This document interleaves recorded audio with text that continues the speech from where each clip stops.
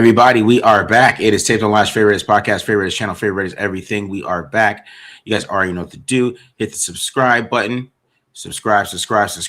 Hit the like button if you like it. Hit the dislike button if you don't like it. Leave a comment if you like it. Leave a comment if you don't like it. Also follow us on Twitter at the Mark John NFL for me, at Glen Rockney for Glenn, and of course, pandasubs.com, discount code TDL for all the good stuff, protein, all that good stuff.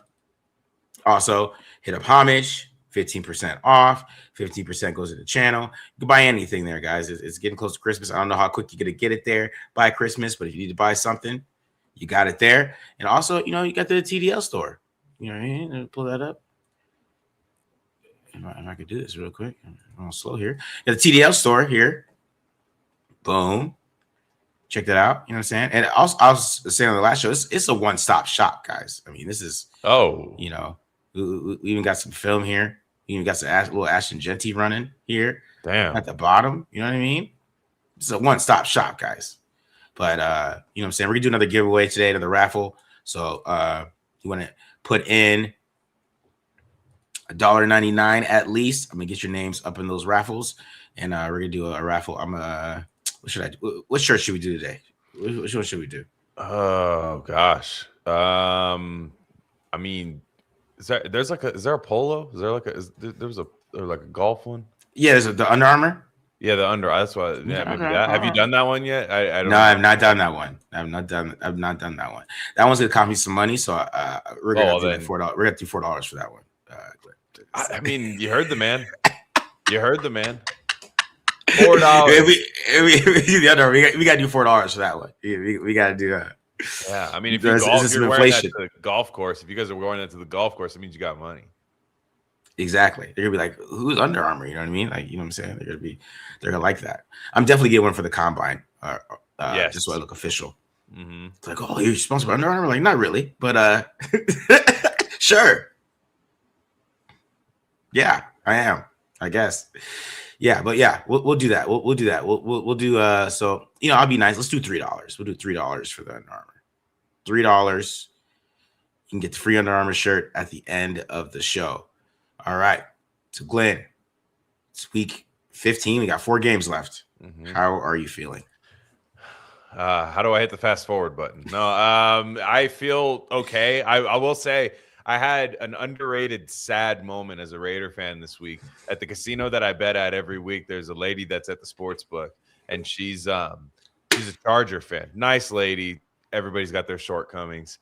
I told her, something. And she was like, "What about your Raiders?" And I was like, "Man, I got no confidence in my Raiders." And she just looks at me and she's like, "Yeah, I kind of like want you guys to be good again." Like she's like sad. She was like feeling sorry for us. And I was like, man, I can't wait till our enemies actually hate us again. Yeah. Now they're starting to treat us like Make-A-Wish Foundation type stuff. I was like, that's even more sad if she said, fuck the Raiders. If she said, fuck the Raiders, I'd be like, oh, yeah, that's right.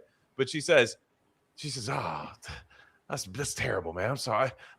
Yeah, this is how bad we are. I was just like, man, I can't wait. I can't wait till the Charger fans hate us again. Maybe they don't. Yeah.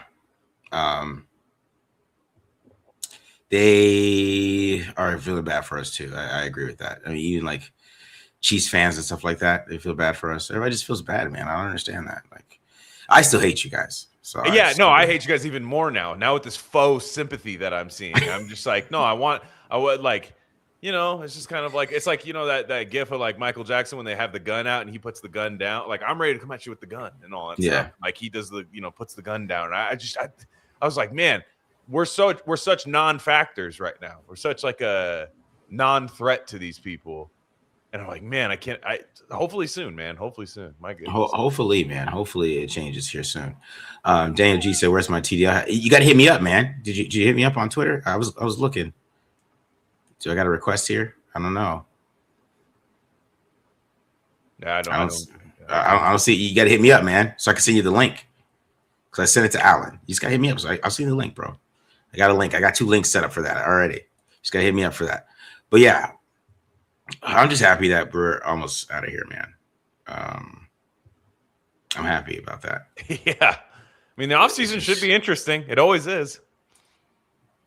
It's It's just bad, man. It's all bad here. It's just not gonna get. I will say I actually didn't hate watching that game last week. I was like, wow, young guys playing, guys making plays, something you could work towards. Like got to see my guy Jack Besh make some plays. I mean, like really make some plays. And Caleb Rogers, figured out how to play football, I guess, last week for the first time. And then Kenny Pickett went in there and played a little ball. So if they're gonna be a little more competitive in these losses, that could be kind of better for the rest of the year, because they had nothing to them, no swag before that. Yeah. I'm tired of this damn season, man. I don't even want to watch this shit anymore. I'm at that point, dude. I'm at this fucking point where I don't even want to watch this shit. It's not fun to watch. Yeah, it's not fun to watch. Yeah, it's not at all, dude. Not at all. And now we're in Mendoza territory.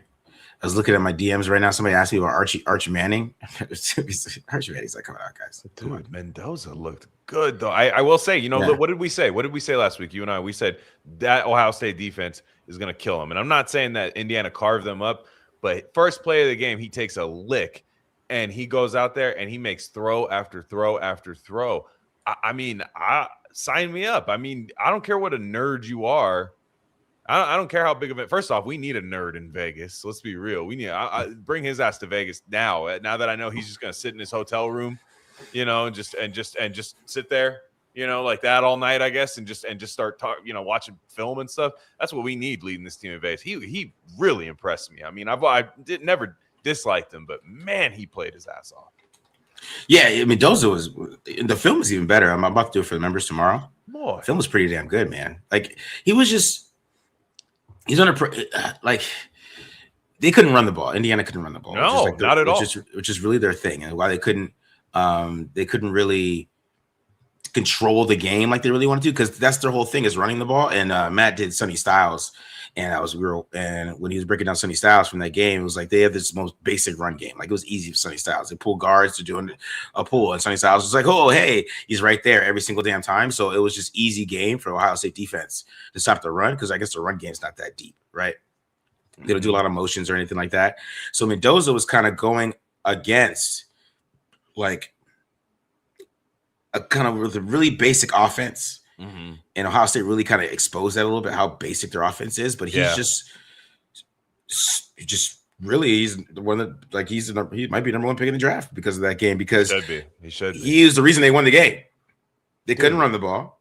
Coming in off that hit, that first hit of the game, I'm thinking as a guy who had the bet, I'm thinking easy money. We got the win. He's going to come out. His little brother's going to come in and play. He jumps right back in there. Third down, makes a huge throw. I don't even think they scored on the drive, but it was just like, that is what we need here. Like, is a guy that goes in, and I thought he did a lot with his legs. I was like, man, that's all I need. I know that post-game interview, I don't know if it rubbed people the wrong way or they just making fun of him. Man, give me that in Vegas right now. First off, I forgot what even, like, for me, I'll be talking like that if they beat the damn Chiefs to go to the playoffs with him. I'll be doing we're glue together. I'll start doing that all day. Like, I love it.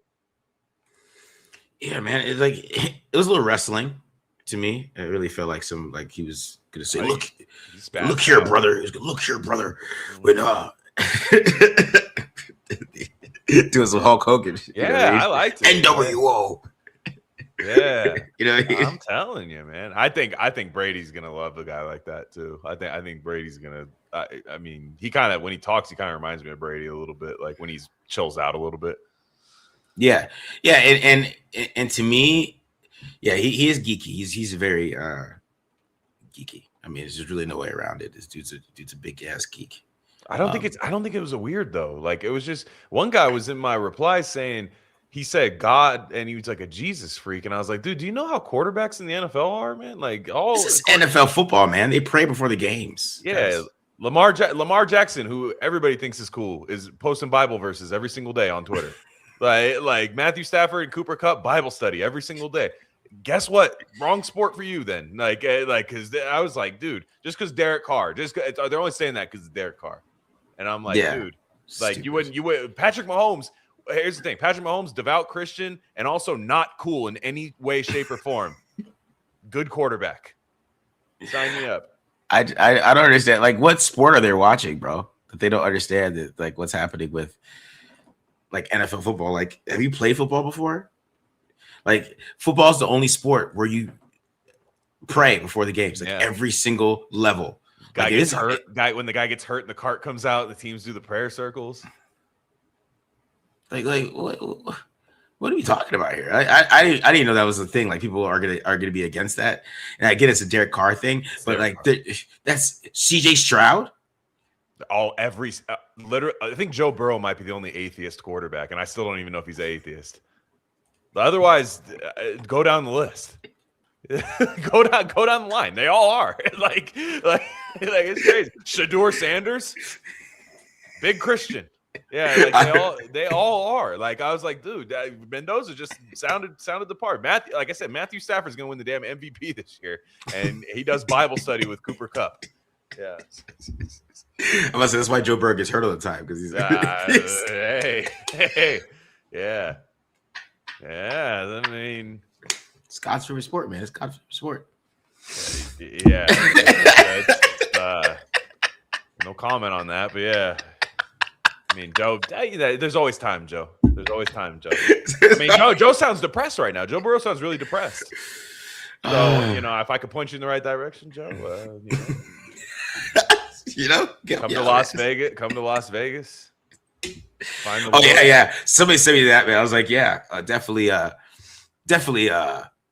whatever they want.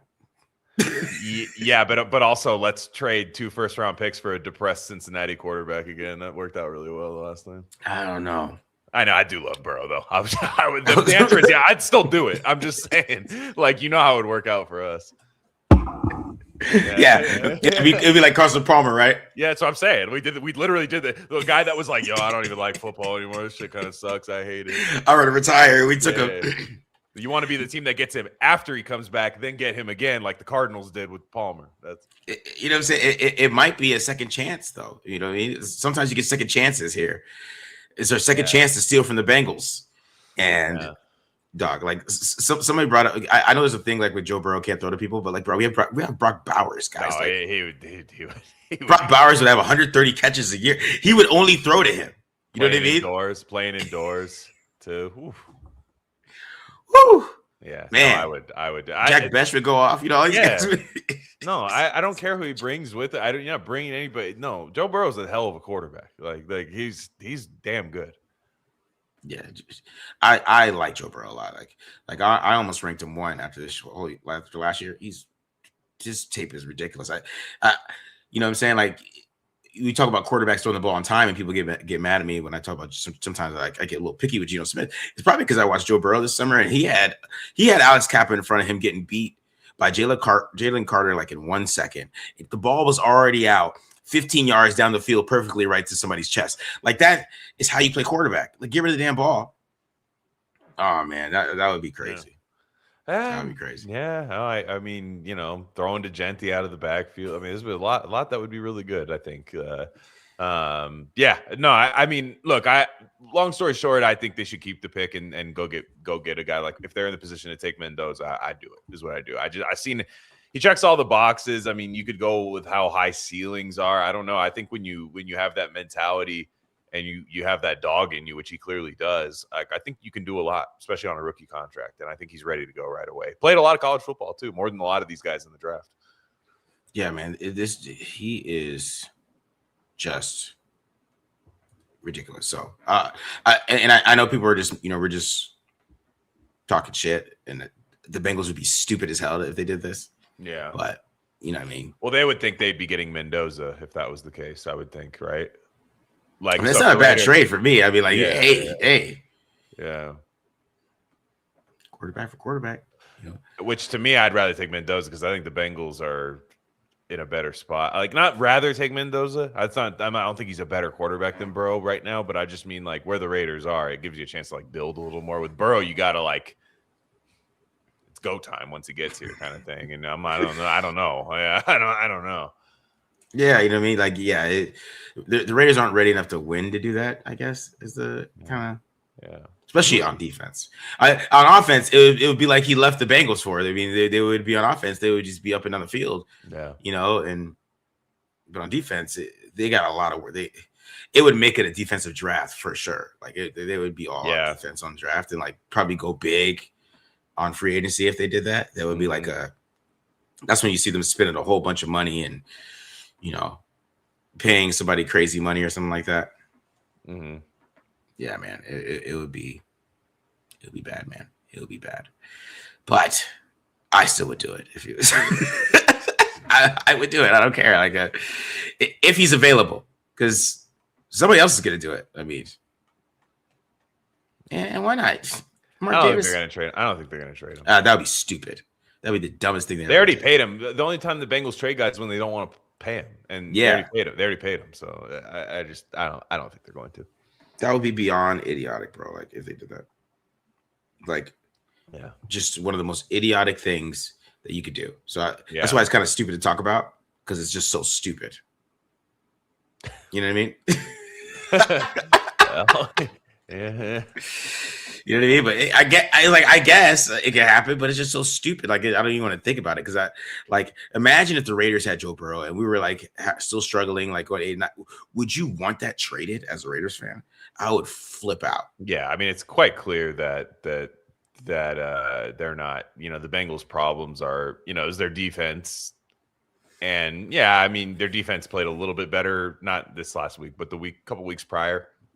Like they seem to be kind of getting some stuff together, but I don't know. To me, it's like, you wouldn't I would fire Zach Taylor before I would trade Joe Burrow if I was the Bengals, because I think it would be easier to get a coach to come coach Joe Burrow than it is to go find a quarterback to play for Zach Taylor and be just as good.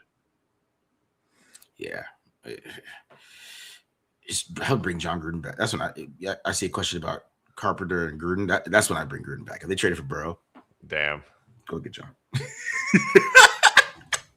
We'd eat. I don't know what the draft picks would be like, but man, on offense, we'd eat. They'd be eating on offense. Mm-hmm. You know what I mean? That was the only time I would do that. Why the F did they split snaps with Kelly and Porter when Porter looks like an all-pro and he's a rookie? Well, you don't have to worry about that anymore. Yeah. Kelly is that was bad. That's injury.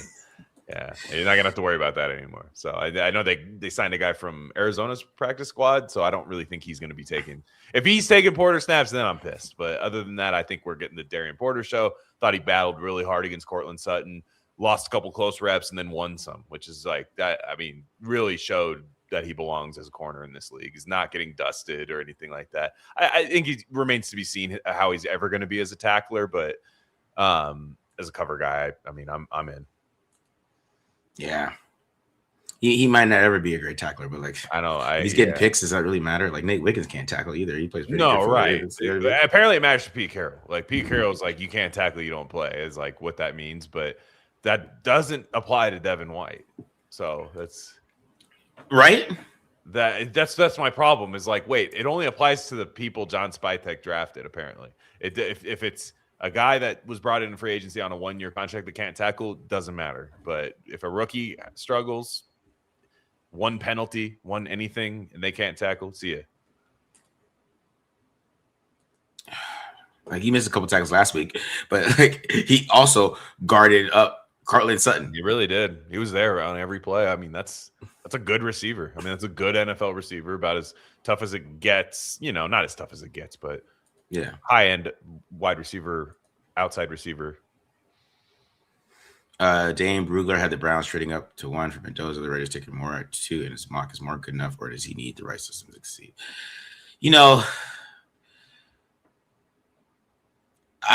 Me personally, I wouldn't take more just because he doesn't have enough snaps. He only has 500 now. This is Glen when starting first. Yeah, he only has 500. He's in the Mac Jones, Anthony Richardson range. Yeah. Now, because Josh Allen was at 700, CJ Stroud's at 897. I think Kyler Murray maybe like around like 600. So those are like the 3 guys that we have for Dante Moore. I mean, let's keep it real. There's 3 guys. He's either going to be the lowest that you would think, like where we're like, okay, that guy's okay, is Kyler Murray, right? The highest is Josh Allen. Now, Josh Allen is also 6'5" and a locomotive. So we have to understand that he's 6'5", 242 as well. CJ Stroud, he's almost at 1,000 snaps. I mean, started 2 years though. Like, I mean, you know what I mean? Like he still had the starts, played deep in the playoffs, but he's just like right under that number, right? Because you could even maybe change it to 900 maybe, and like, you know, CJ Stroud is like right there, but Moore is just not close to that. And then like there's things on Moore's tape where he's just not that impressive. He's not like an impressive quarterback prospect where you're like, oh my God, it's a huge arm. Oh my God, this is that. You know what I mean? Like it's just he just plays the quarterback position well, right? And he anticipates really well. But the reason why he anticipates so well is because he doesn't have a big arm. So that's the thing. It's just he's 20 years old, and I have this thing with quarterback prime is like 27. So he's like, you get him like he's 21. He got 6 years to get to his prime. Like CJ Stroud, that's why he has so many up and downs right now. CJ Stroud, he's only 23 years old. Like when CJ Stroud's 27, he's probably gonna be really damn good. Like, right? I mean, you see Baker Mayfield, Sam Darnold. You know what I mean? You see how they are when they got older. I mean, we're seeing the height of Sam Darnold in his prime. I mean, is it the greatest in the world? No, but is he winning? Yes, right? I mean, the Jets probably still wish they had his ass right now. But that's the thing. If you draft a guy that young, you have to wait that long. Like, but that's 2 contracts, right? You gotta. Yeah. I know what you mean. I will say, but conversely, if you take Ty Simpson, who has how many snaps at quarterback, and he's 23, that's kind of the same thing. And has, but what I mean is you don't have as much time to get to that 27. And I know what you're saying is you'd like to get there faster. See, to me, I'd rather get there slower. I'd rather bring in, like, let's say next year the 2 quarterbacks on the team are Dante Moore and Jacoby Brissett. Let's say 2 quarterbacks for the Raiders, or even Kenny Pickett. I mean, let's just say let's say Kenny Pickett goes out and plays kind of well towards the end of the year, enough to do that. Let's say those are the 2 quarterbacks there. And there's no pressure on Moore, but we have Moore in the building. What I like about Moore is that he plays on time. And that is my biggest. I feel like you can't teach that, and maybe you know better than I do, but like timing is like, I mean, we have a 35-year-old quarterback that does not play on time, and we have. I feel like Moore plays on time. You bring in a West Coast offense with him, I bet you'd be good. Now, will we be asking in 6 years, like, man, I just wish he had a little bit better arm. I just wish. Maybe, but I think he's a very accurate quarterback. Yeah, and I think if you're accurate and you play on time, and you get in an offense like a West Coast offense like that, and if you don't have to play right away, which they don't have to play him right away. Like, let's be real, the fans might want that, but as a team, they might come in there and just see, and maybe he wows you. Maybe he comes in like CJ Stroud and wows you. But I don't know. I like Moore. I like Mendoza more, but Moore is legit. Simpson's the one I have. Everything you said, I have those questions about Simpson, despite him having that arm. Yeah, and also Simpson, he's probably 6 foot.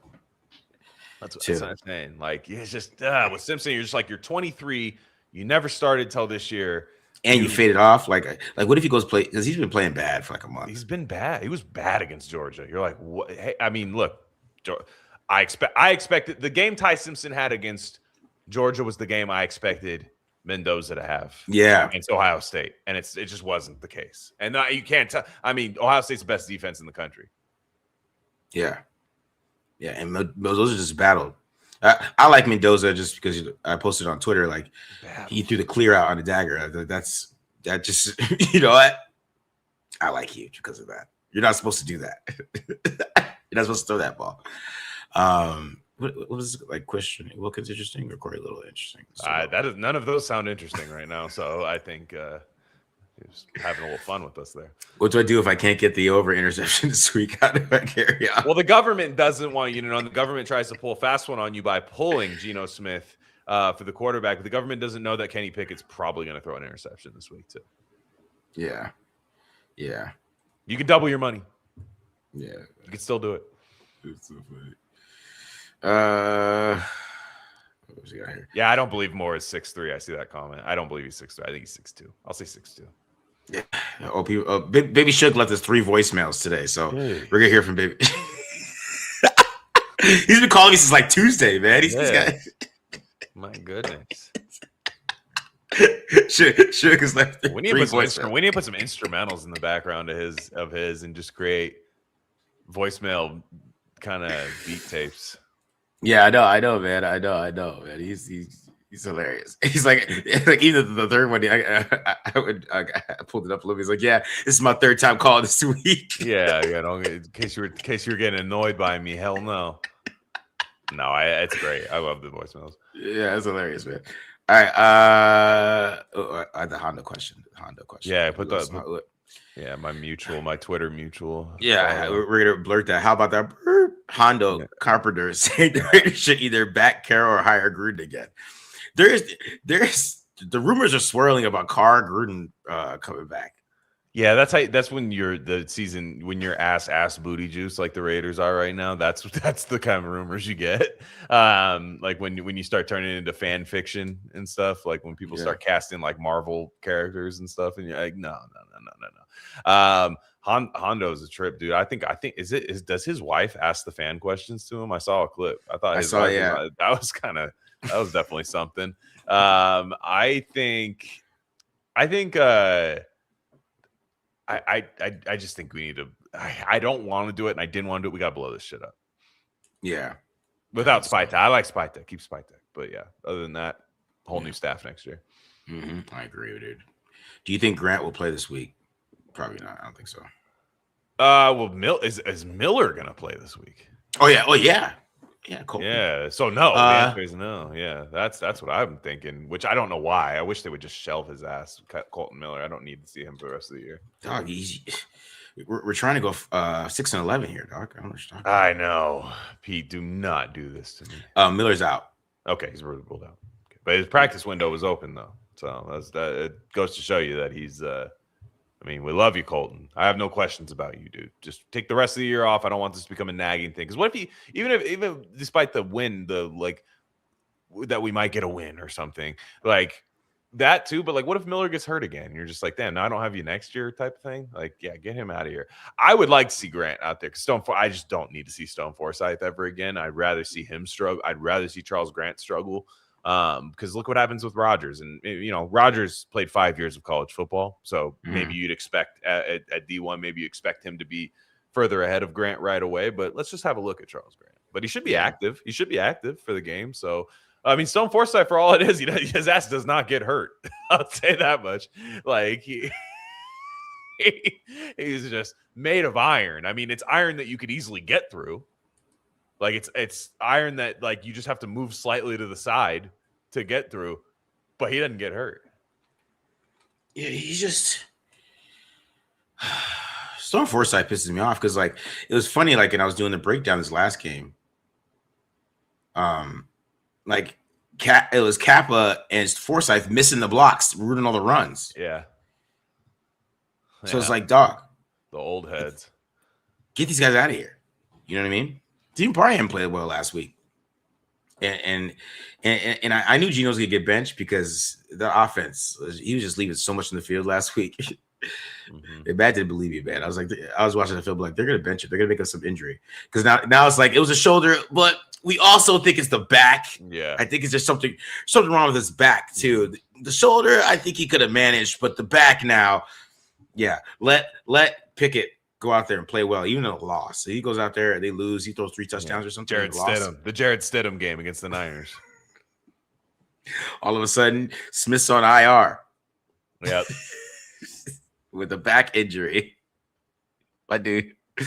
There's a back injury that just made up out of nowhere. Like, oh, his back hurts. Yeah, it hasn't hurt him all year, but like it's hurting him now after the shoulder injury.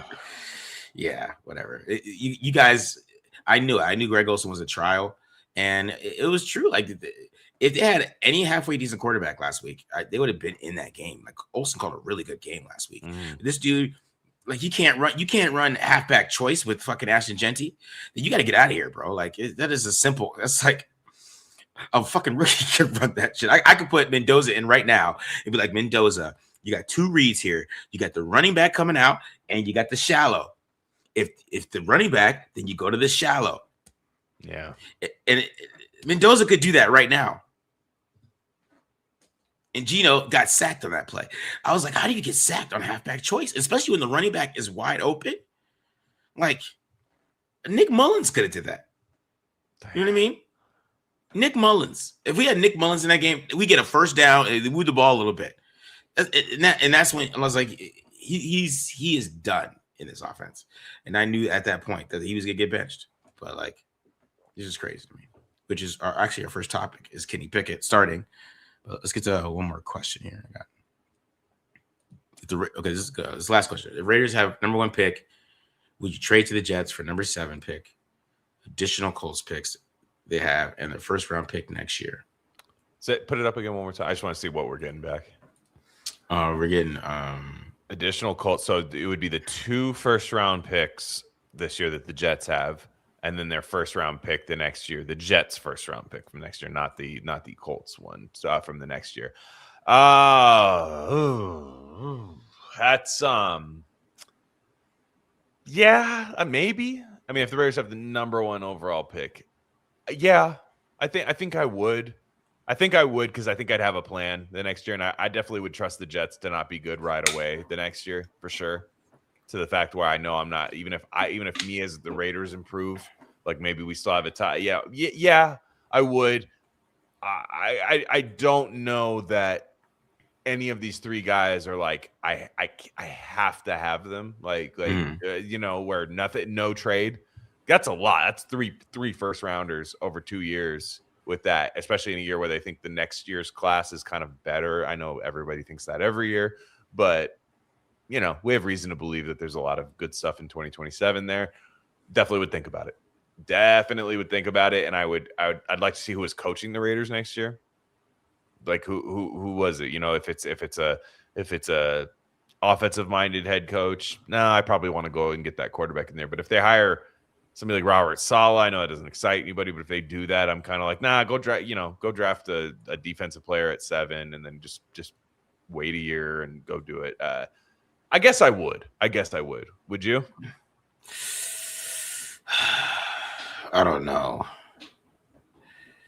It'd be tough for me to do that. I mean, it's a lot of first round picks though, because you could still draft a quarterback at that point, and you might still have 2 high picks the next year with the Jets picks, and they need a lot of players. Yeah, you know what I mean. Yeah. And that's what 2 first round picks, right? So it's you would get the 7th pick this year and the other Colts pick, which the Colts are hemorrhaging right now. Like they're going to start Phillip Rivers, and so you would get like probably a top 20 pick this year, the 7 pick this year, and then the Jets first round pick the next year, which that might be bad too. That might be a good pick the next year. Like it's the Jets. This isn't like that is a lot, bro. That is like I'm thinking, man. If the Rams offer me that, I say no because the Rams picks are going to be high. Yeah. Right? Like somebody like that wants to come up. But if a team like the Jets, I probably would do it. I would debate it, but I'd be like, yeah. I think I'd do it. Yeah. See, because like if you do that, right? I mean, that's when you trade back. Somebody's talking about like Klubnik and some of these other guys. I mean, you take some of those, maybe those guys are like 20 or something like that. Maybe. Right? Yeah. Right. And then you still get a stud defensive player, which I think might get Peter big. Woods at 7. You might get somebody like that. Yeah, man. Because Ruben Bain's falling too. I mean, he might be there at 7. Yeah, Ruben Bain. What's the Mansour Delane? There'd be a lot of people that you could get at that thing. I'm not saying any one player, but yes, I probably would take that. Like, just because I have faith that the Jets wouldn't, even if the Jets go get Mendoza and he's great, is he a playoff caliber quarterback right away? I don't know. Maybe, but I don't know. Yeah, that'd be tough, man. All right, so let's talk about Kenny Pickett real quick. Kenny Pickett is a starter, Glen, for week 15. He's a starter, man. What are we thinking here? You talked about it a little bit already, but what do we think is going on here? I mean, I think a lot of people are saying he's going to go out there and like ruin the pick, and certainly if he's starting by the Giants game, I could say that might be the chance. I think you have to kind of adjust for when you see a quarterback. Like he came in when the Broncos were game planned for Geno Smith, whatever that entails nowadays, but they were game planned for him. Now the Eagles have plenty of intel on Kenny Pickett. They know who Kenny Pickett is. They know exactly who he is. And I think when you have all week to watch the Kenny Pickett film and stuff, he's I think he's a little easier to game plan for. Now, that being said, he made the best throw of a Raider quarterback last week. Like, I was like, of the year, straight up of the year. Like, it was sick. He, like, ripped that thing in there. I was like, whoa, wait, hold on. I was like, Kenny's had an arm like this whole time?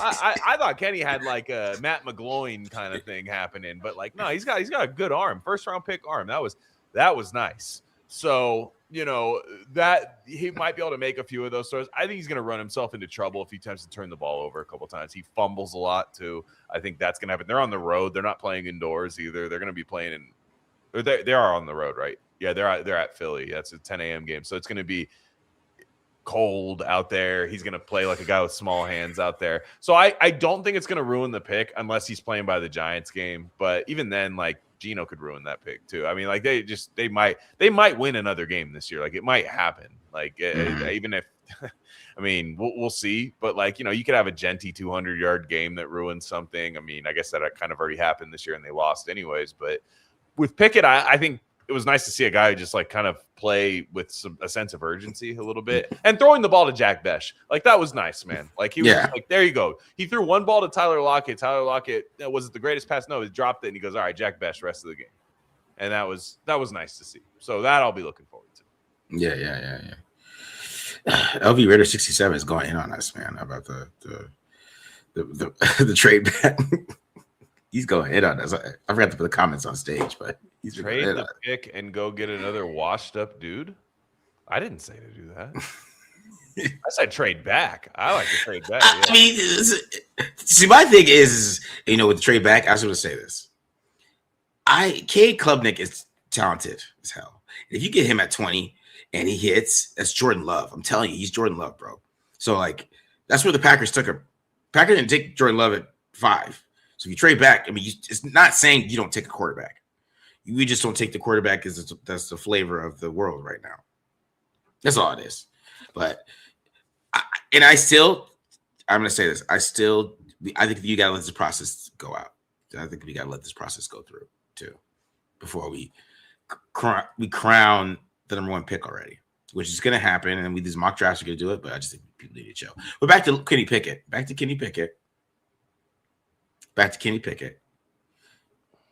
They said Jordan Love wasn't good either. I'm just saying he's just really talented. Jordan Love did sit for like 3 years behind a very talented quarterback, which we are not putting him in that scenario if we take Cade Klubnik. I'm just letting you know that. Like, we are not bringing him in that way. I'm just saying, you just look at the quarterbacks around you and they make big throws all the time. I'm just saying it's enticing. That's all it is, guys. It's enticing. We'll see. I don't think Klubnik's going day 3. Somebody said that. That's not going to happen. I'm not gonna lie to you guys. All right, but with how this is, like, with Kenny Pickett, though, I think Pickett is just on time. Yeah. So it just looks a little better. But I don't think his film was as impressive as, like, it looked during the game, because he was just out there completing passes.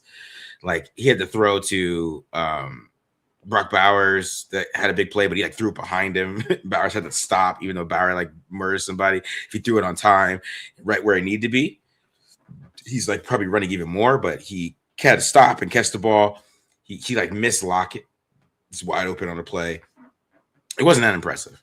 Like, as that throw that he made to Jackson. That throw to Jackson was nuts, right? Yeah. Right. So that kind of stuck in people's mind, but it's on film. It was more about him just being on time. And that was the difference between him and Geno. Like, it wasn't like that he was better than Geno, let's just say, because he's not, like, from a talent perspective, right? He is just on time. So since he was on time, he hit his back foot. You saw the safety drop. He's like, I'm throwing to Jackson over his head. I see the safety do this or something like that. He was just seeing things quicker. But he still has those limitations to him where he's just not, like, you know what I mean? Like, he's not that type of guy where you're going to be like, oh, he's going to do something for us, right? He's going to save the day. Like, do I think he's going to go out there and beat the Eagles? Probably not. Vegas doesn't either. We're going to go over his numbers later. Vegas does not think he's going to play well. Eagles defense has been playing really well. That defense is not their problem right now. Like Vegas does not think he's going to play well. So I think like there's some buzz about it, and it probably look better from like a perspective of just watching football. Like there's gonna be less sacks. He's not gonna get sacked as much, right? Like I was saying on TDL, the breakdown show, Stone Forsythe gave up like 4 pressures during Kenny Pickett's drives, and you didn't really notice. That was my point of what the difference is going to be. Is just it's going to be more on time, and that's why I think they're playing him this week. They want to see what he can do, right? But it's not going to be like this world. It's if he does, like, much power to him. Like, good for him. Like, this is an easy offense for any quarterback to run.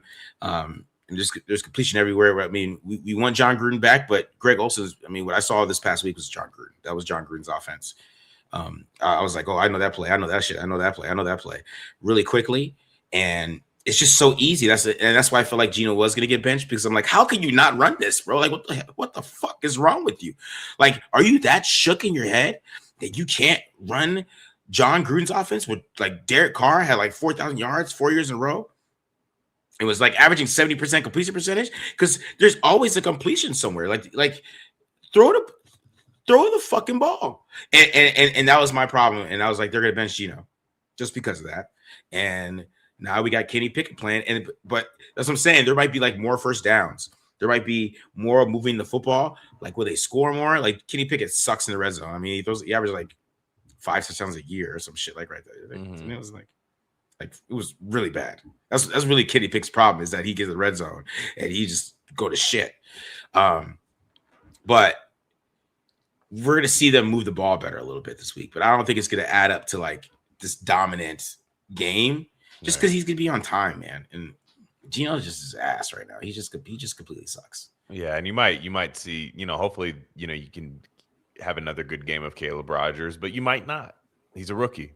Yeah, he might not. So there's kind of there's a lot going on here. I want to see them get Jack Besh going for the rest of the year.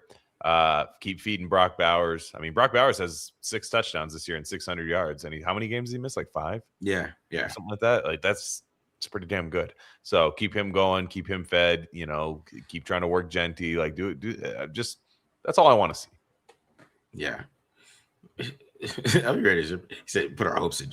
I don't know what I said that said put our hopes and dreams in Kenny Pickett. I said he didn't play well last week. I think some of the fans might like him, but I think, to me, he, what he's doing is like, if John Spytek's here next year, which I think he will be, and Kenny Pickett goes out there and plays well, John Spytek might think, hey, we're going to take a quarterback. We might keep Kenny Pickett.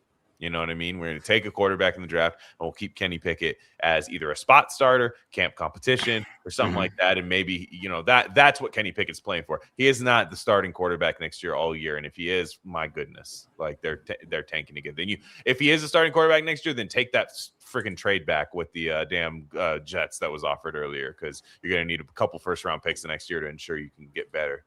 Because I'm sorry, he had his chance with the Steelers. And I don't think he's going to have this like Sam Darnold kind of resurgence in his career. Yeah, it's not like that. Like, don't get it twisted, like, guys. I'm not saying that. It's just going to look a little better. I as I say, he averages like 5 touchdowns a year, which is why he's not in the Steelers. It wasn't what he did from 20 to 20. It's what he did inside the 20. He couldn't throw a damn touchdown. You know what I mean? Develop into what I mean is, you have to realize, like, who said he's 27, guys develop. Kenny Pickett would not be a first-round pick in any other draft class other than the one he was taken in. He was a first-round pick. He was the first quarterback taken in a class where the first quarterback got taken at 22. That means it wasn't a good quarterback class. And he went to Pitt, and he got taken by Pittsburgh. Yeah, exactly. It was like very much he was seen as this game manager guy. Like, when you look at the former first-round pick thing, if you told me he was a top 5 pick, you would see more tools that would show that he's a top 5 pick. Yes, guys do develop. I'll put it this way. I'm going to start calling some of the fans in here. I called him on Twitter this. I'm going to call him Kenny Plunkett. He's Kenny Plunkett now. So, you know what I mean? He's Jim Plunkett again, because watch him go out and light the world on fire this Sunday. Everyone's going to call him the next Jim Plunkett.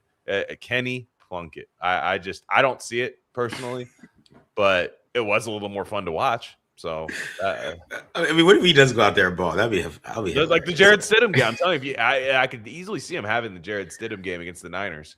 You're playing a good team, good defense and stuff. I'd laugh my ass off. I would laugh my ass off the whole time. As long as they still lose, you got to lose this damn game. Because my thing is, it's just Greg Olson's he's a decent offensive coordinator, so he'll put a good game plan together. I thought he had a great game plan for Denver. It's just it really exposed how bad Geno is right now. Like, bro, you suck, man. Like, what is wrong with you? Like, I was thinking about how many quarterbacks could run with what Geno was missing.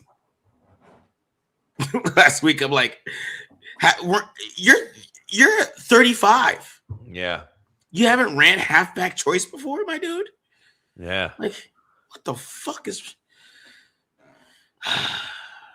See? That's why we call him the Dragon here. He earned the nickname, bro. He earned that shit. Yeah, man. He earned it, bro. I don't give a fuck. Like, he's been so bad this year. It's crazy. All right.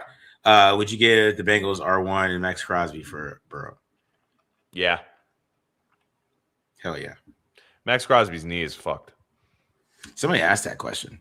What I mean is it's not. I'm not a doctor. I don't secretly know something about this, but that knee's not going to get healthier. Like, he's going to be dealing with that for a long time, I think. And unfortunately, he's getting older. Unfortunately for him, he did not win during his time with the Raiders. I don't hold that on him, except for demanding Antonio Pierce get hired. But other than that, I don't put that on him. But yeah, I would. Max Crosby and this year's for. See, I would try to make it next year's first. Yeah, is what I would try to do if that were the case. Mm-hmm. This year's first is like, oh, that's a high pick.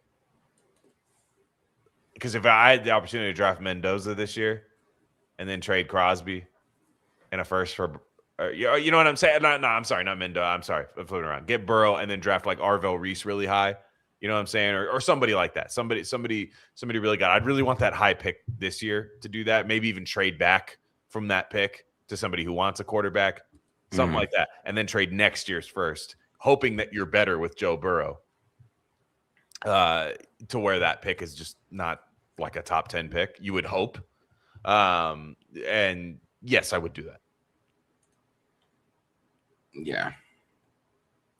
I like Joe Burrow, so it's going to be hard for me to say no to anything Joe Burrow. It's going to be hard, man. The problem is you're trading Joe Burrow, meaning you want to win now, but then you're trading your best defensive player in doing so. That's a little bit of a problem. That's kind of the issue. I'm not saying you wouldn't do it, but you'd be like, well, now I can't stop anybody, which Burrow's back on the same damn team he was before then, basically. Yeah. I don't know. I do think it's funny people still talk about Brendan Carroll, and you guys watched the last 2 weeks, and the offensive lines look better since Chip Kelly has been out. You always put two together. Am I the only one that does these things? Yeah.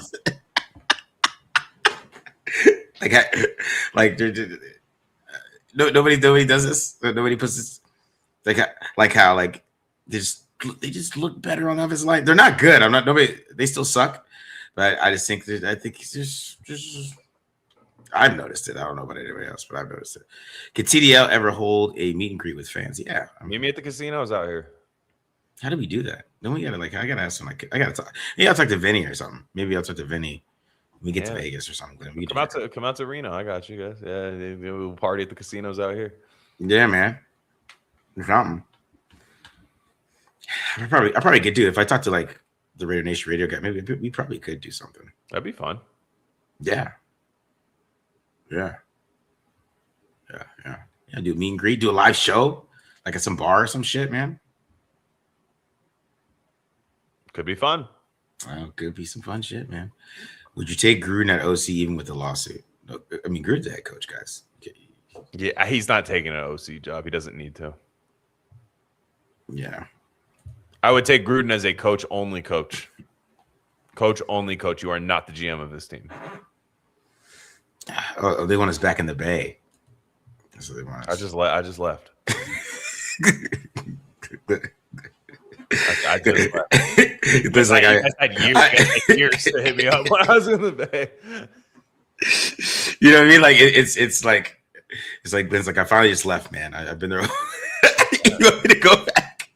Shug, you'll clean up better out in Reno. Trust me. If you're talking about 304s. Meet me out here. It's easy. Yeah. It's legal. Shit. Well, I would hope we don't have to resort to that, but I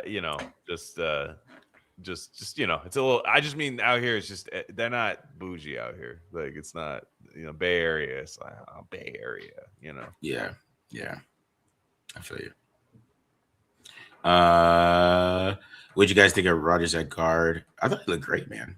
We'll talk about that a little in a second. I thought he looked great. What did you think, Glenn? I mean, I think you put it on Twitter. You were like, I haven't heard his name called, and I was just like, that's great. I mean, how did he do in the run game? He did pretty well, man. He did pretty well. Okay, so that's what I couldn't really gauge. But in pass protection, you're just like, yeah, I'm not seeing the same just absolute, tire fire in the interior O line. Yeah, that's good. That's good. I mean, he looks athletic. I think with me, you saw that RAS on full display. That really, the feet, like just the quickness. You're like, okay, get some strength on this guy, and I think we got something. Yeah, he looked really good, man. I thought he looked really good, especially for a rookie and going against who he was going up against. He looked pretty good, man. Right. Is really that bad? So he shouldn't. I just think they like stolen Forsyth for some damn reason. Yeah, I don't know. Yeah. Maybe Stone Forsyth loses to Pete Carroll in wrestling when he's actually trying. Yeah, because it'd be interesting because Meredith is probably going to play this week because he was full practice all week, so he's going to play. I just wonder where they're going to put him. Does he replace Kappa? Because I think what happened with Kappa got that tryout again. You remember week 3 after he came in for JPJ. Right. You get the tryout and he sucked. Same thing happened this past game. So they keep trying to give Kappa a chance, man. He just trying to make Kappa happen. It ain't gonna happen. It ain't happening. An upgrade for Burrow? I mean, it wouldn't be an upgrade for Burrow, but it'd be an upgrade for us. That's all I'm saying. Yeah, I get fans being tired of the veteran ones. Now this is better than Geno Smith, but I get it. I mean, this isn't a veteran though. This is an elite quarterback. Nice, hella good. Now the Raiders would immediately start competing for the playoffs. At least, no matter who we put around him. And you have Brock. Immediately, like it wouldn't like. Yeah, maybe the defense would annoy us, and maybe they might be like 10-7, 9-8, but you would immediately go up to like 9-8, 10-7. Like that would be the difference. I mean, no, Moore looks pretty tall. I think he's 6'3". I was thinking like 6'1", 6'2". Is he really 6'3"? I think he's 6'3" for real. I think he's 6'3" for real. Okay. Well, that helps too. I like Dante Moore. I'm fine taking him top 5. Yeah. Just have a plan, build around him. You know what I mean? Like make sure it works. I think he's got every skill set that you're going to need, every tool to get it done. Yeah. What coach and quarterback from the draft would you guys want paired together? Put it up again. What coach and quarterback from the draft would you guys want paired together? So I'll give, man, I think Mendoza and Kubiak would be awesome. Like, I think that would be great, but I also like Moore and Kubiak. I think Kubiak's just my top pick for that. I also think, to me, like, I'll tell you right now, I don't hate Robert Saleh the way a lot of people do. If you told me Robert Saleh's coming here with a quarterback and we don't have to think about quarterback for a while, Robert Saleh's going to have that defense playing damn good football. Look at all the injuries they have on the Niners right now. Like, no Fred Warner, no Nick Bosa, none of these guys. He's got that defense playing good. And he had the Jets defense playing good. The Jets defense sucks now. I know they traded away guys, but even when they were healthy with Sauce Gardner and Quentin Williams, it didn't play well with them. A lot of people, yes, who's his OC? I'm telling you, get people from the Niners in there. The problem was he got the Aaron Rodgers thing, and Aaron Rodgers might get Mike Tomlin fired. Yeah, straight up. Like, I'm not saying it's gonna happen, but it might happen. Like, that's if you get Robert Saleh, a young quarterback, I think it's good because I think that defense will be good, and right away too. I think that defense will take steps up, and then you'll be able to add to that. The problem is when you hire these defensive coaches, A lot of times you're like, my top 5 picks got to be defense. No, your top 5 picks are quarterback, so they don't have to think about quarterback. D'Amico Ryans is going through that right now. Like where they got him his quarterback. I don't care if he wanted that quarterback or not. He doesn't have to think about quarterback. So that's why, to me, like, I like Shula. We'll see what happens there. But to me, it's Kubiak, Shula, and Saleh for me is the 3. You know, when I was thinking of it, like of the guys who I won with, it would be like Kubiak's, right? Kubiak's and like Shula's and those guys to match with them. But I was watching the Falcons yesterday. You're gonna get mad at me about this, Glenn. Jeff Ulbrich. Yeah, no, Zach Robinson. I like Zach Robinson. You like Zach Robinson? As a head coach, we'll see. I don't know what kind of leader he is, but I mean, he comes from the McVay thing. I told you, anybody from the McVay, he's fine. Because the thing about Zach Robinson is that he played with Tom Brady. Mm-hmm. He's Tom Brady's backup. Interesting. And I think if you want to go the offensive route, like if you want to track somebody with offense, like we might not get the Kubiak. We're not going to get the.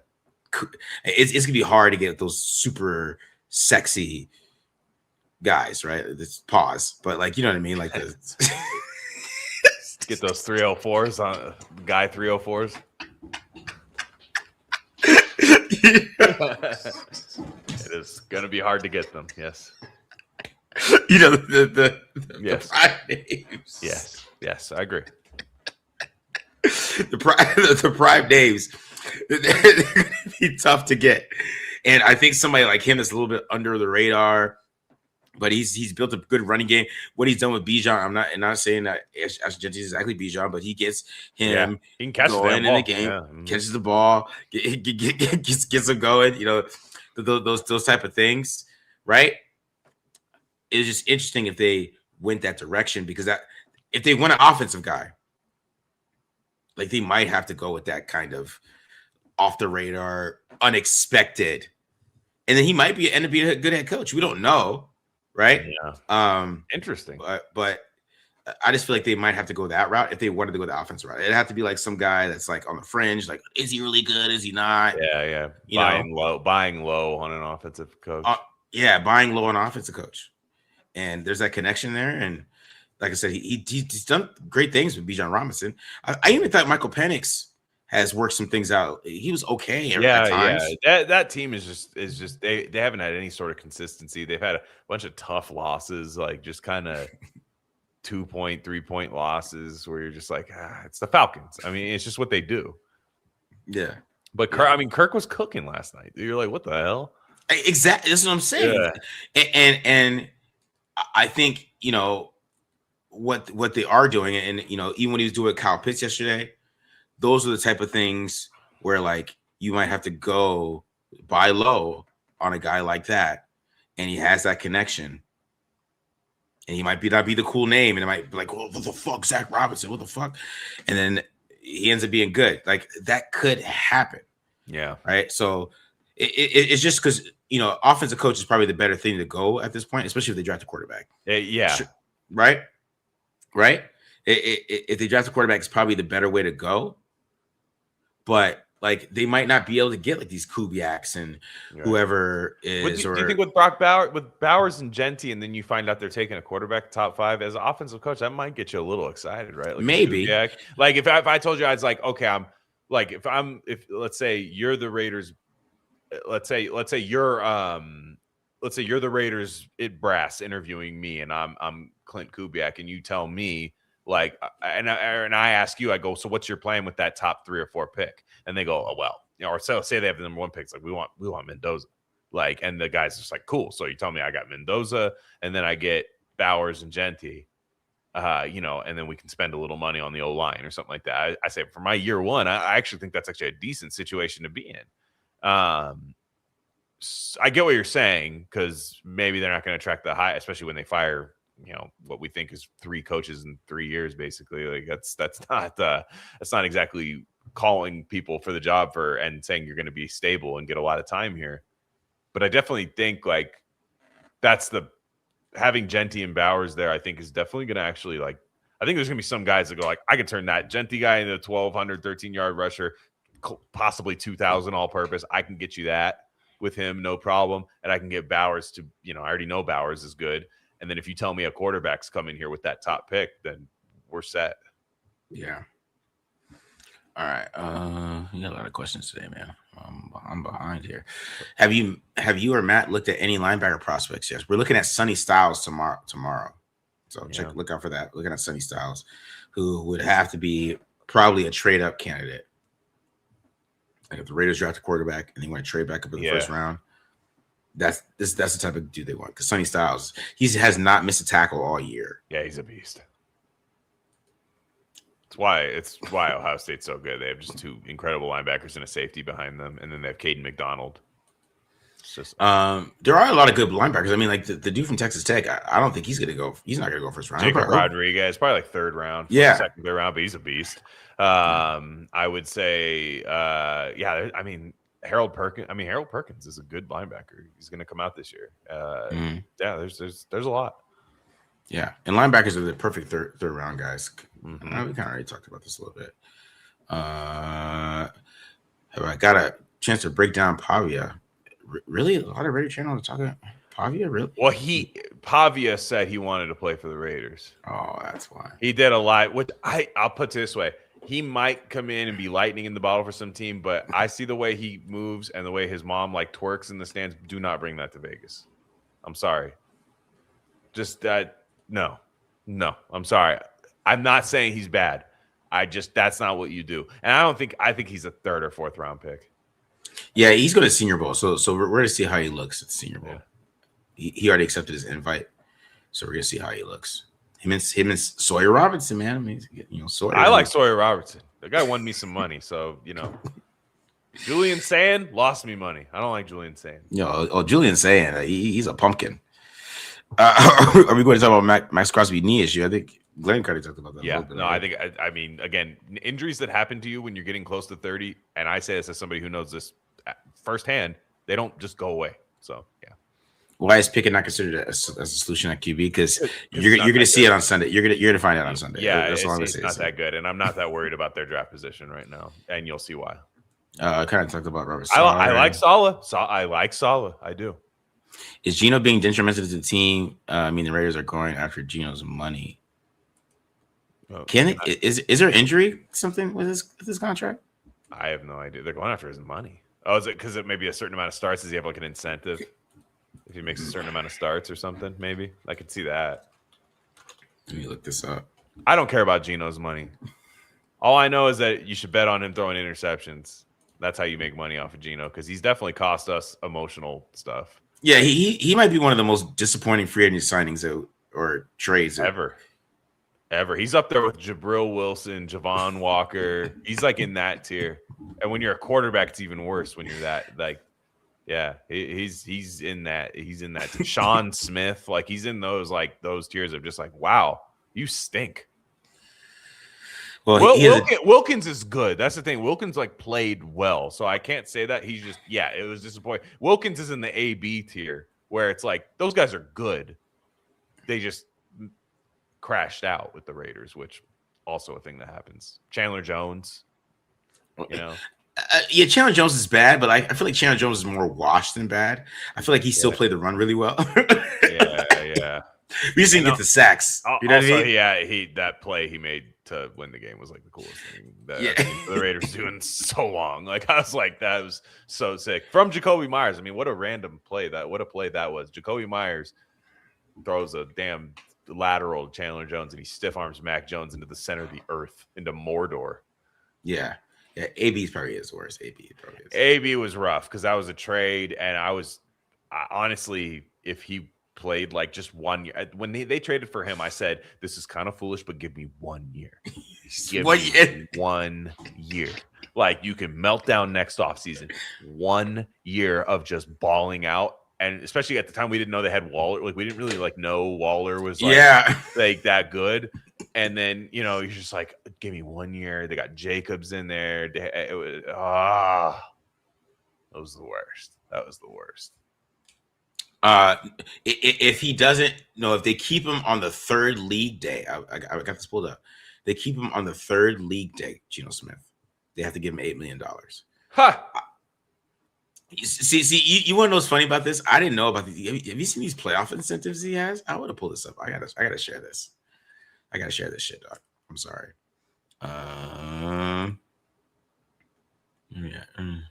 Geno Smith contract. I gotta zoom in on the. Are you seeing these playoff incentives? Yes. Like, look at this shit. Playoffs.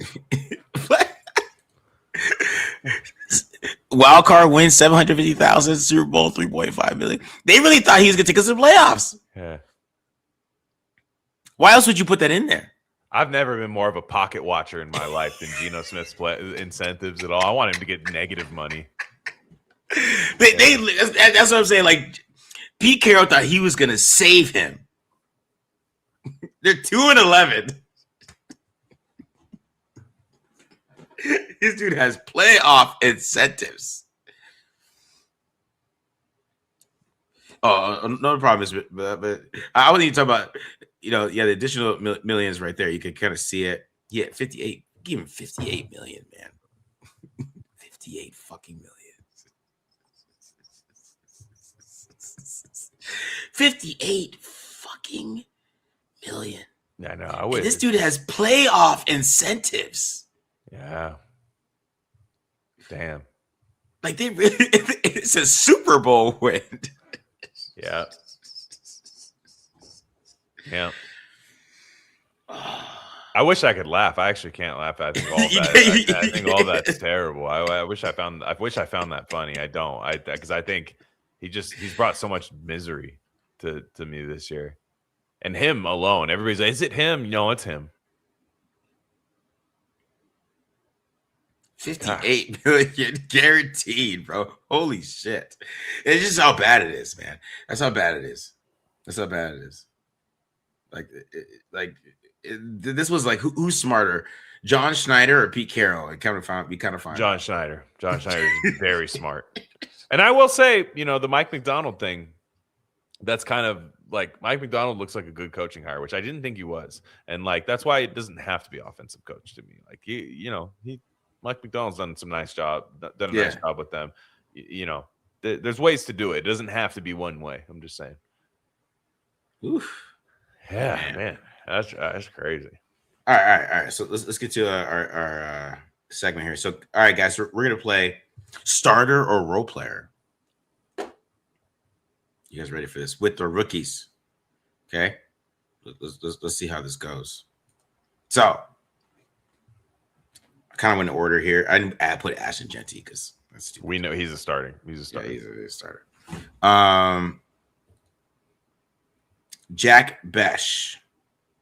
Starter or role player? So what we're doing here is basically, like, a lot of people kind of question this draft class because, well, we just didn't see it on the field. So we've been seeing them a little bit more lately. Are these guys starters or role players? And that might say whether this class is, any good or not. And for me, I think if you can get three to four starters per draft class, you're crushing it. You know what I'm saying? Like, I think that is just like incredible. And then the rest of the guys have to be kind of good. Role players have a spot on your team. So I think Jack Besh is an NFL starter. Right now, who knows? But he goes out every time I throw the damn ball to him, he catches it, and it's a first down. That fourth down play was great. He's a good player. Like, is he wide receiver one? No, probably not. But I could see him having 85 to 90 catches in a year, no problem, in the NFL. I like Jack Besh a lot, man. See, and then Geno missed him so wide open, man. Like, I couldn't believe how wide open he was. That play he rolled out and did a little, and it looked really cool. Like, it looked like he found somebody wide open on TV. Nah, man. Jack Besh was wide open. Like, he literally was wide open, and Geno could have threw a touchdown, and we would be talking about his first 100-yard game. Mm-hmm. But instead, it's 6 catches, 50 yards. I think one of the most impressive things, and that's what I talk about. Kenny Pickett is not going to be that impressive, and he's kind of inaccurate. Kenny Pickett threw like the worst ball to him on like a slant. Mm-hmm. It was like on his back shoulder up here. He still caught that. He still caught it. Now, I think he can become. I think he's always going to be a starter because I think he's a number 2 regardless. You're right. So even if you say he's not a number 1. I think he has the ability to become a number 2, but I still believe that he can become a number 1. Like, and people, a lot of people like say he's a tight end, whatever. I think he is a big ass Z. Like if you're familiar with Z's and X's, right? X's play outside, Z's move around, right? And I think he's a big Z where he's going to be able to kind of move around, and you can put him in the slot sometimes. He could put him outside sometimes. You could even line him up in some tight end type of things, right? Where like you could mess around with him. He blocks really well. And that's exactly what he is. Somebody said Cooper Kupp. Yeah, because Cooper Kupp is 6'3". I agree. People talk about this. Cooper Kupp is 6'3". Like he's not. Yes, like they're both white, but it's they play similar. Yeah. I mean, Besh is kind of mafia Italian. He's called a Mediterranean. Yeah. He's just Cajun. He's Cajun as hell, man. He left LSU because Coach O got fired. He's Cajun. Boys, he is Cajun as hell. He's a Mediterranean. Yeah, he's Brian. They brought Brian Kelly, the Boston guy, into the LSU. He said, "I'm out. I'm going to play for TCU." Mm-hmm. It's crazy. Yeah, no, but he's big, strong. To me, the Yak, like I don't know about like speed yet either, because I'm not gonna say he's a burner or anything, but I think he has really good Yak ability, and I think we've seen a little bit of it the last couple of weeks, but I think there's way more to unlock there. And to me, I hope he goes into next year as like wide receiver 2, somehow. But he's also option 2 because Bowers, as long as Bowers is on the football field, he is option 1. So teams are going to have to decide what kind of coverage they want to dedicate to Bowers, to where they're going to have to play the Raiders a little bit different when they got their shit together, Yeah, I agree with that, dude. Like, I was higher than him than most people coming out. So yeah. He was a number 5 wide receiver for me. So yeah, no, I agree. So I mean, I don't agree with it. All right. People are saying that he's a role player. I think we're getting mostly role player though. But I mean, yeah, number 2 is a role player. But as I'm saying, like if you get a Clint Kubiak in here, I think they're going to be able to use him in. They can get creative with him. Yeah, and he can block his ass off. Any coach, especially if a Zach Robinson guy comes from like the McVay coaching tree, you block as a wide receiver, you're going to get the ball. So that's what they do. I mean, he's not Puka, but like you can do things that you do with Puka Nacua with him.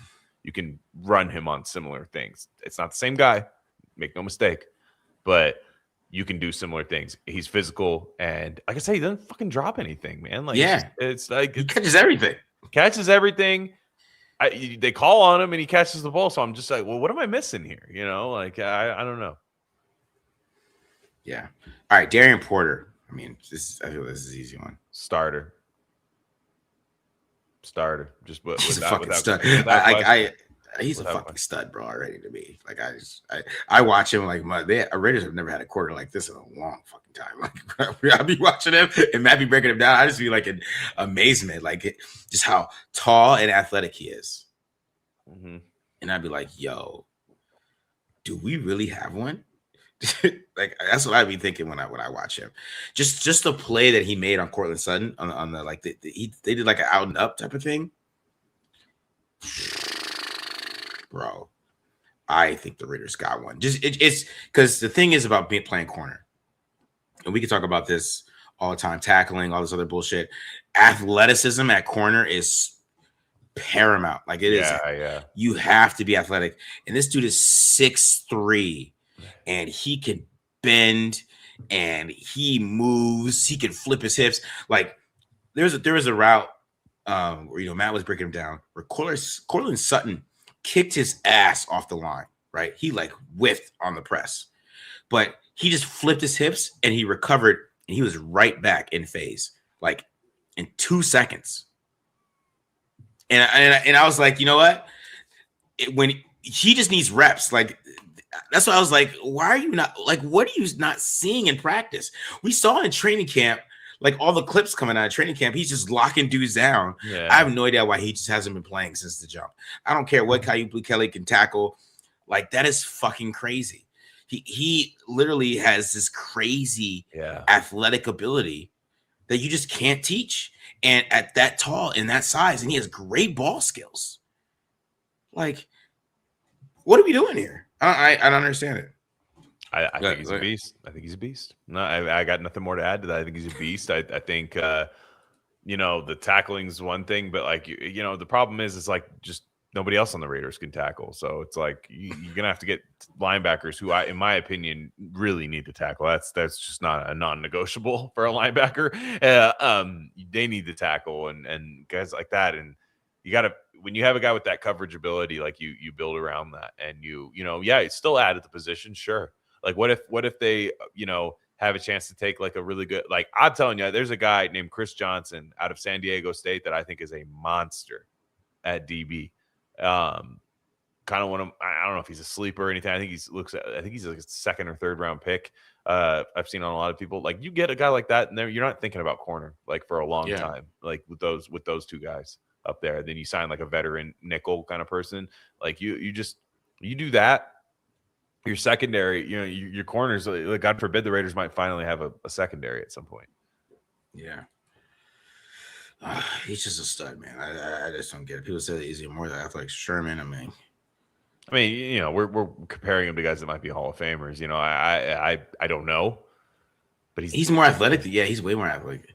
Who would I compare? I mean, he's literally Tyreek Wilson. What was it? Not Wilson. What is it? Woolen. Tyreek Woolen. Tyreek Wilson. Tyreek Woolen. That's literally who he is, but like with more athleticism. Because Woolen can't. He's stiff as hell, but he's still a good player. Like even if he hasn't like lived up to what he's going to be doing, he is still a damn good player, though. You know what I mean? Like Woolen is a good player. Like he's playing really well for Mike McDonald at this point. Yeah. And that's what I'm saying. Porter is him, but more athletic. Mm-hmm. Mr. Williams, I have to disagree with you. He's saying we got to have coverage linebackers that can tackle. Okay, this is a passing league first. Watch the Houston Texans and tell me otherwise. Azeez Al-Shire will get downhill and go tackle. You got to be able to tackle downhill at linebacker. What I'm saying is I'd like to take a little stress off my corners from tackling with better linebackers. Of course, you got to cover at the linebacker position. I understand what you're saying there. Downhill linebackers are not going out of style, by the way. I just hate to break it to you. Now, you got to be able to run backwards a little bit. That's the thing. It's kind of like how all tight ends got to be able to catch the ball now. Like I get that. Like it's the position has done that, but linebackers, you got to be able to run downhill because you see teams that cannot run downhill with their linebackers, they stink. Yeah. All right. Caleb Rogers. I think he could start. I mean, next year, I would think he could be a starter. I still want them to attack that guard position in free agency, but the athleticism's there. Let's hope. Let's hope that he can add a little bit of strength, and we'll see how he plays out the rest of the year. Maybe teams figure him out or something, and we just look and go, it's not there. But I like his mentality. I like the way he goes out there and conducts himself. And I wasn't super high on the pick, but he's athletic as hell and plays guard. And I think he could start. I think he definitely could be a starter. And if not, I think he could be a part of the depth of a very good offensive play. But I will say starter. He looked like a starter to me. Yeah, he's a starter for sure. He's played too well 2 weeks in a row. And I think that he just got to get stronger a little bit. Yeah. I don't know if he'll ever be like the greatest run blocker. But I think they're gonna let Parham go, and I do think they're gonna draft a guard at some point or bring in another guard. I don't know what they're gonna do. Yeah, hopefully free agency. They need some veterans, good veterans. Right, but I think he's gonna get a chance to start next year. And if he gets stronger, then he gets better. But he's a starter for sure. I think they're gonna give him a shot. He's probably gonna start throughout his contract. That athleticism is crazy. That athleticism is not like just the way he. Like when he maybe isn't in the right place at the right time, but the way he gets his feet back, the recovery of that, man. Yeah. What is he to develop, run block or pass pro? Probably. That's a good damn question. I feel like you got to want to run block. I feel like run block's more of a want to and pass pro is more of a technician thing, right? Like, does that make a little sense to you? Like, you're right. Like it's like defense in basketball. You know what I'm saying? Like defense in basketball is so much effort. Like, yes, there's technique to it, but it's like, do you want to like play defense in the league? And with guards or with like a guard with in offensive line, it's like, do you want to go out there and go hunt, or do you want to be the technician in pass pro? You know, the Hall of Famers do both, but not everybody can. Yeah, you're right about that. You're right about 1-2, but I think with run blocking it's about like will, and also you got to get stronger too. I think he is a tackle naturally. Like he's really not a guard. That's the thing. And that's why he pass blocks so well. He's really not a guard. He's a tackle. So when you watch him, like everything he does is tackle like. So he has to learn how to play the guard position a little bit better. You know what I mean? Mm-hmm. That's really what it is. He's got to get better at playing guard. But I think that could happen. I think it could happen. All right, Dante Thornton. Role player. I we'll see. Got all the tools in the world that you need, but he's a little stiff. I don't know that he moves as well as his like speed would suggest. And I think he's just not a natural catcher of the football. I think there's a lot that has to develop, but I still think he could become a 5 to 6 touchdown a year guy for somebody. Like I still think that's there. Like a Brandon Lloyd type guy, like that makes the crazy play, but not the one you need sometimes, to where you can't put him out there all the time. But yeah, I don't know. It's a 4th round pick. People call it a miss. No, it's a 4th round pick. Like that's what you do with your 4th round picks, is draft the guy that's really fast and see if it works. I hope he gets better at like special teams and things like that, because then he'll stay around in the league forever. Yeah, I think he's a role player though.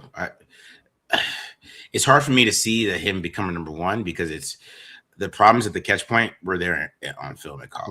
Right. That's a little bit of my issue with him. I didn't like this pick. Mm-hmm. I did not like this pick at all. I was like, I think Xavier Watts was on the board with this pick. Was he? Yeah, he might have been. I think he was. Yeah. Where did Watts go? 4th round, or was it 3rd round? Yeah, it was around there. It was definitely around then. And Watts is a monster. I mean, guy had like 10 picks in the senior year in college. I guess that's bad. I don't know. It means your 4th round pick. They're saying he wasn't. They're saying no. I think he was like late 3rd. I think he was like a comp pick 3rd. Which again, the Raiders had 2 3rd round picks. So it's also that. Yeah. That's why I didn't like the pick, because I just thought that it's a long development, with Dante Thornton. He has a lot to work on. Has he got better during the year? Yes, I'll give him that. Oh, Watts wouldn't have had Rodgers, so I was wrong about that. But I'll give him that type of look, that type of thing, where he's gotten better. But it's just such a long way to go. And then when I even noticed this on film when you're watching him and you're breaking down in college, he's 6'5", 200 pounds, but he doesn't play to that size. Right. Well, we saw it in that Charger game with the Geno interception. It was just like, there's just no way that ball should be in the other team's hands. And I know it wasn't, I know it's kind of a odd trick play, but it's like, dude, you are big. But to me, I think he can still get free a few times. I think his ceiling, like I said, could be a Brandon Lloyd, which I know people are, that's a baller. It's like, no, I'm just saying his ceiling. Like, he's the type of guy that with that speed, like, you can hit your ceiling. You can. Like, it's not easy. And I don't think he should have played a single snap of football this year. I don't think so either. They played him way too early. They played him way too early. He's the type of guy, like, I would rather see everybody else play except for him. He had 60 some odd catches in college. That's it. That's I'm sorry. Like you need to work. You need to play with the practice squad. You need to like do these things. And I think he's got a good head on his shoulders. Like he seems like a smart guy and stuff. So I think he'll put in the work, and you never know. It could be a very pleasant surprise next year or even the year after, something where you're like, crap, we got a nice little deep threat out of this guy. He worked his ass off in the offseason. We'll see. Yeah, he had 68 catches in college total. Yeah. Total. Your hands touched the ball and tucked it into your body 60 times in college. He played like 4 years too. So it's we're dealing with much more of a project than we thought. Yet the guy who was considered a project plays right away, and all these other guys that played a lot of college football are sitting on our bench. Made no damn sense. And to me, that's what I'm talking about. That's Chip Kelly. Oklahoma, your question marks and exclamation points are exactly what I've been saying all year in the chat. Yeah, I completely agree with you. We don't know the answer to that. I have no clue. Like, this is what I'm saying when we talk about like the offensive line stuff. Only Chip Kelly called Will Putnam Willie. he had a nickname for Will Putnam. Big Willie style. He had a damn nickname for that dude, bro. We don't know who Will Putnam is. Why do you have a nickname for him? Yeah, Willie here. Who's calling him Willie? Who calls a grown man Willie in the first place? Let's talk about that. Anyways, Tonka Hemingway, JJ Pegues, let's talk about them a little bit together. I feel like they're both role players at this point.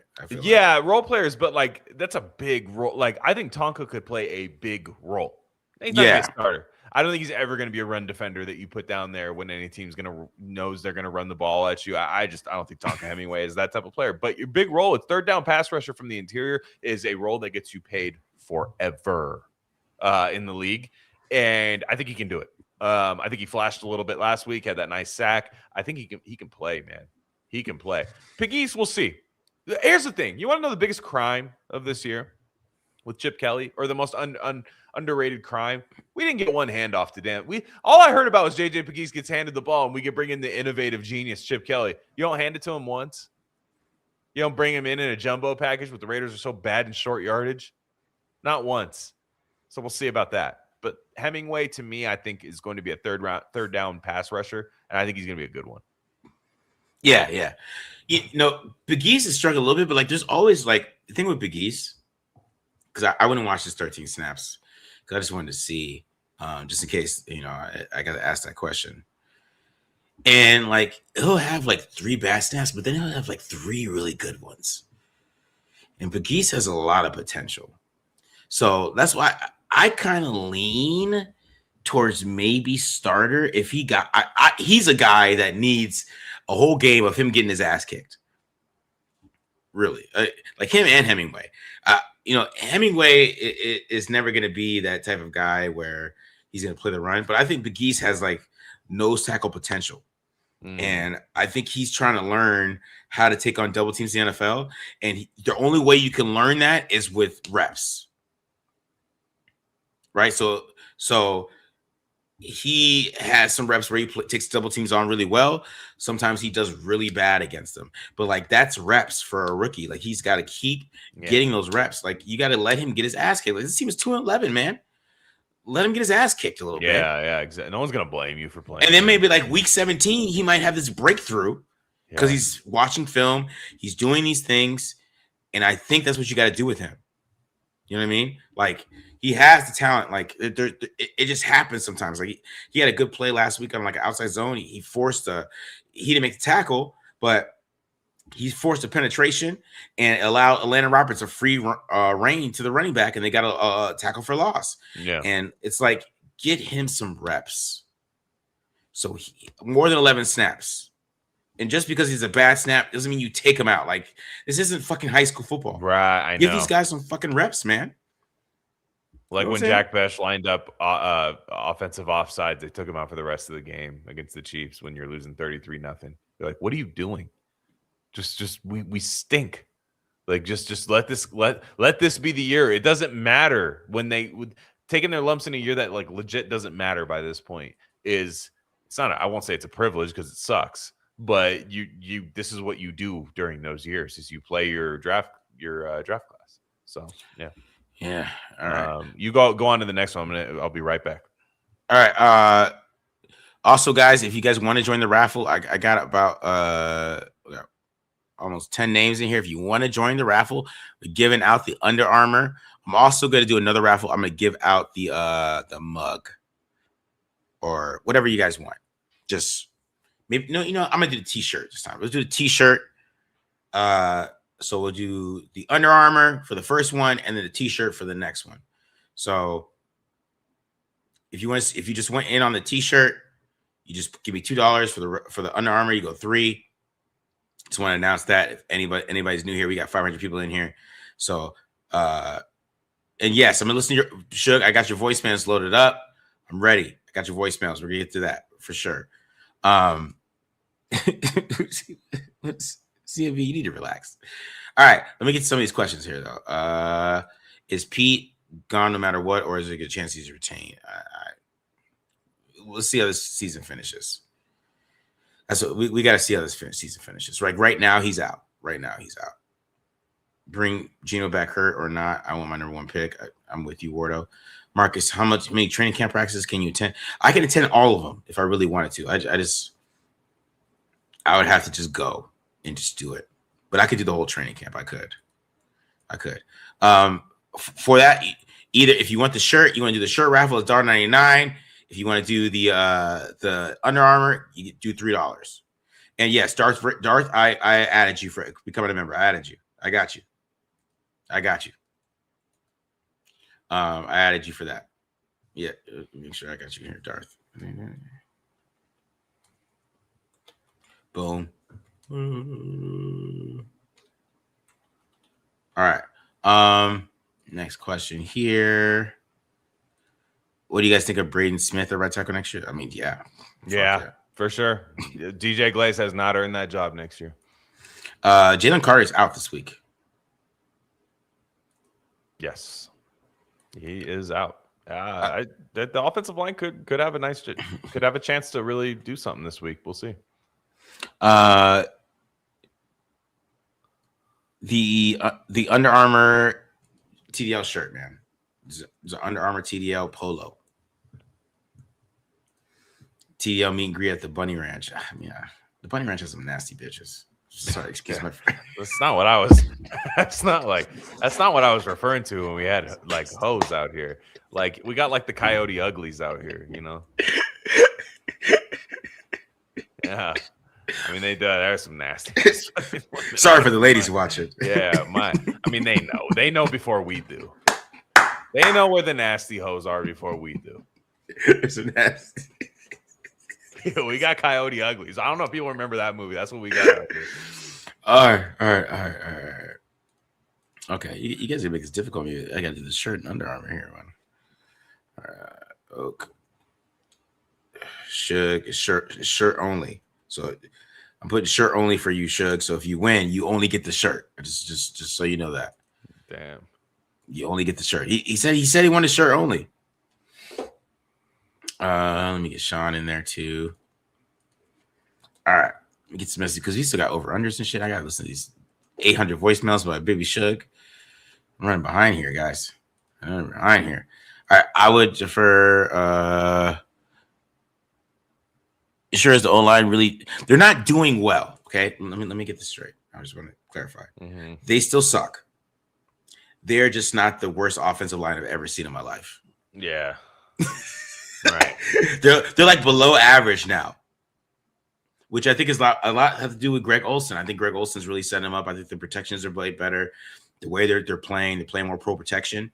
But like Alex Kappa and Stone Forsythe still suck. So I can't I'm not gonna say they're good, but like if Colton Miller was playing and JPJ was playing and they all had Greg Olsen from the beginning of the season, like if Greg Olsen was the OC from the beginning of the season, I think we'd be looking at this offensive line a little bit different. And I think they would have played a whole lot better. That's what I would say. All right. Man, we got everybody's entering that now, man. I asked that. What about the hiring the last 2 NY coaches? Dayball as OC with Carmen as the O-line coach. And didn't they not like the Carmen Brasilla? Didn't like the team hate him when he was here? I thought they didn't like that guy or something. I don't know. Oh yeah, he was here, huh? Yeah, Carmen Brasilla with McDaniels. Yeah, I thought for some reason they just didn't like that guy or something. I don't know. I either way. Dayball as OC is interesting. I just who's your head coach? Who's your head coach? Your head coach Robert Salas, your head coach, Chris Shula or something. I don't know, because if that's the if Daboll's coming here, he wants to call plays. I'm imagining, right? So you're going to have a more defensive-minded head coach when that happens. So you're telling me if it was like Robert Saleh or Chris Shula with Brian Daboll, I guess I could be okay with that. I don't know. I don't know if I'd like Brian Daboll that much. We'll see. Okay. All right. Let's get to these over-unders, bro. Mm-hmm. Let's get to these over-unders. We got a newbie here, Mr. Pickett. Damn. Kenny Plunkett. 184. I mean, he really doesn't have that much different numbers than Geno. No, he doesn't. They're really not treating it like any. They copy and pasted my guy. They just copy and pasted him. They just said, here's Geno's number, cut and paste. Kenny smiling after he threw that little tie. It was after that throw, that picture of Kenny there was smiling after that Shedrick Jackson touchdown.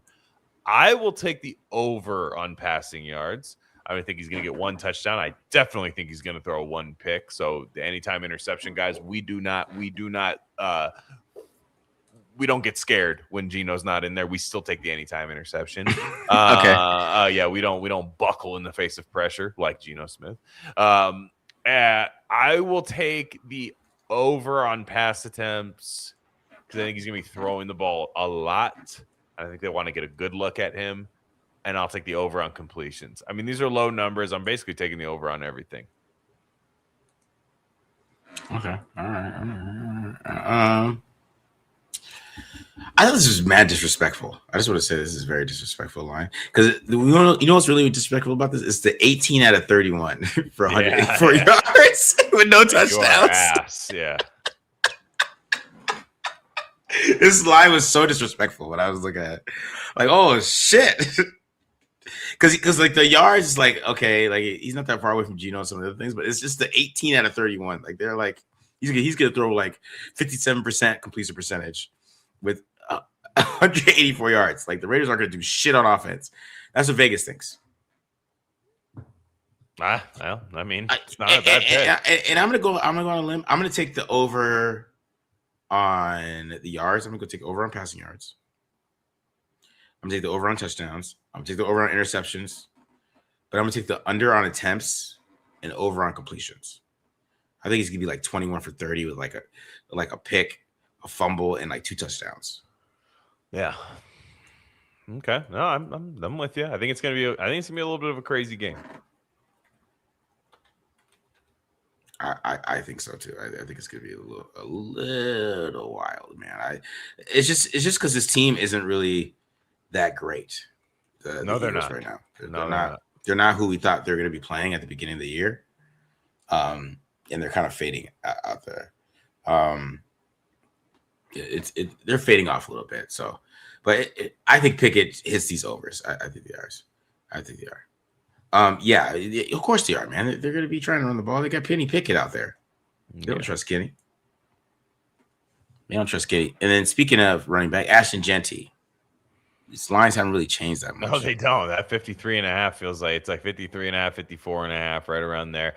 I'll tell you, some of the easiest bets are his over on receptions and receiving yards. I mean, he really, especially receptions. I think receptions is lead pipe lock. I feel like he had that by the first half, into the first half last week, if I'm not mistaken. I think over 3.5, that line doesn't change. I really, really like over 3.5 receptions for Genty more than anything. Running the ball right now, I'm just not sure they're going to get that right for the rest of the year. But receptions and possibly receiving yards. Receiving yards sucks though, because if you hit that over, it doesn't mean you get to cash that ticket right away. Because if he gets at 24 yards and then they lose like 7 on a screen, which can happen, that is a little scary. But they cannot take receptions away from you. They cannot. So I will take the over on receiving yards. I agree with that. All right. I think I'm taking the over on receiving yards. I'm taking the over on rushing yards.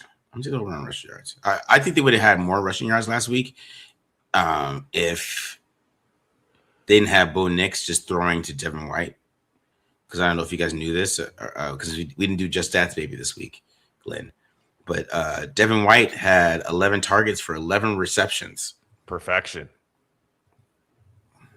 He had it was 11 targets, bro. Remember all the people that said he was good at the beginning of the year? I'm never going to let anybody forget that because there was no reason to think that. Yeah. We don't want to talk about those people. Those people are not smart. Let's keep it real. Wow. Anytime touchdown 250. I know. It's so sad. It's getting crazy. He's red hot right now in the red zone. I mean, he just is. Greg Olson's doing a really good job with him, keeping him in line, like you said, and kind of maybe taking some of that coverage off of him. I think was he going to get the Cooper DeJean treatment this week? Is that what's gonna? Is that what I don't know what they're thinking. I don't know. Yeah, is that? I mean, I'm guessing that DeJean's a nice player for sure. But I would say I think the anytime touchdown, man. If you have an opportunity to get those kind of odds, I take that. I mean, Brock's got more touchdowns this year than he does last year, right? Already, he's got 6, I think. He's got 6, and I thought he had 5 last year, if I'm not mistaken. I think he had 3 last year. It wasn't like something small, like 3. No, I thought he had 5. Yeah, something like that. But either way, they still haven't won a game that Brock Bowers has scored a touchdown in, which is embarrassing. But it sucks. I mean, they've won 6 games in the last 2 years. So yeah, it's kind of easy to do. But yeah, I will say I'll take the over on all this stuff. I mean, this guy's a beast, man. I feel like receptions is the most I feel like he's way more explosive right now. Like where he's doing more with his catches rather than last year. It was kind of like 5 yards, 6 yards, 7 yards, big play, 5 yards, 6 yards. Right now, it seems like everything's like 12 yards or something like that. So I will take the over on everything, but I'm really, really confident in that anytime touchdown. You get a great payout on that. I agree. Like anytime touchdown is easy. Like plus 250. He scored like with Greg Olson. He's literally scored a touchdown like every week. Like he scored 2. They literally target him in the red zone, like just like they used to do. I mean, I guess some years they didn't target Darren Waller down there, but they used to, right? Like at some point, and he used to just like he used to Darren Waller. Yeah. Right, and that's why I think that's why when I watch it, I'm like, why you should have just hired him, Pete. You shouldn't have listened to them. You should just hire Greg to be your OC. And this would have been a different season. I was really mad about that, man. I was like, man, this motherfucker. Yeah. Fucking chip ass Kelly. And then Trey Tucker, who maybe he'll have his second 100-yard game if somebody throws him the damn fucking football. Yeah, this would be interesting because I do feel like Kenny Pickett looks for bigger targets like Besh and Bowers. So we'll see. Yeah. Those are low numbers. I will take the over on receptions for sure because I think Kenny's going to be throwing the ball a lot. If I'm taking the over on pass attempts, I think these low numbers could be easy to double up with. I would love to take that anytime touchdown because it pays out a lot, but yeah, I'm just not taking that right now. I'll take the over on receptions. I'll just do that for right now. Everything else, I'll take the under. Yeah, for now. Maybe Pickett, if he throws on time, he can hit him, but I don't think Pickett doesn't have the he had zip on that one throw. Mm-hmm. Yeah, that was crazy. But like the rest of the throws, it was, I mean, it's he can't like get that deep, with all this. What's the word I look for? Like with those Russell Wilson type of throws. You know what I mean? He can't do that. That's kind of a little bit of the issue. All right, game line. 12.5. I think the Raiders are going to cover the spread. Hey, Pete made sure it happened last week. So maybe Pete's playing a little bit of the spread. So keep that in mind if the Raiders are down, 17 points, something like that, or down 14 points, and they want to come cover this spread with a late field goal. They will do that. I'll take the Raiders to cover this game, and I'll take the over too. I think the over under being at 38.5, I think is way too low. Yeah. I'm taking. You know what? I feel like the Eagles are going to still beat them by 12.5. I don't know. I just feel like it's going to happen. I don't know why. I think that I think the game's going to be closer at first, but I just think it's just over time. It's like the Raiders have been on this slow bleed ass whoopings for a while. And I think that's what we're going to see this week. We're going to see more slow bleed ass whoopings. Slow bleed ass whoopings.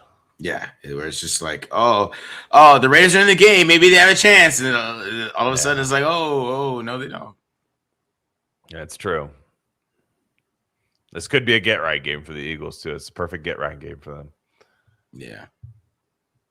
All right. So let's get some more questions here, and then I'll get to these voicemails. Or Baby Shug's 3 voicemails are gonna take about 15 minutes. So he's demanding. Damn. Robert Suck blame Genome. You answer that question. When was the last time the Raiders had a strong secondary? God. You could even say 2002, maybe. 2021, maybe 2021. Maybe that year was okay. I just don't know about that though. I mean, Casey Hayward played pretty well that year. He did. I wouldn't say the secondary was strong.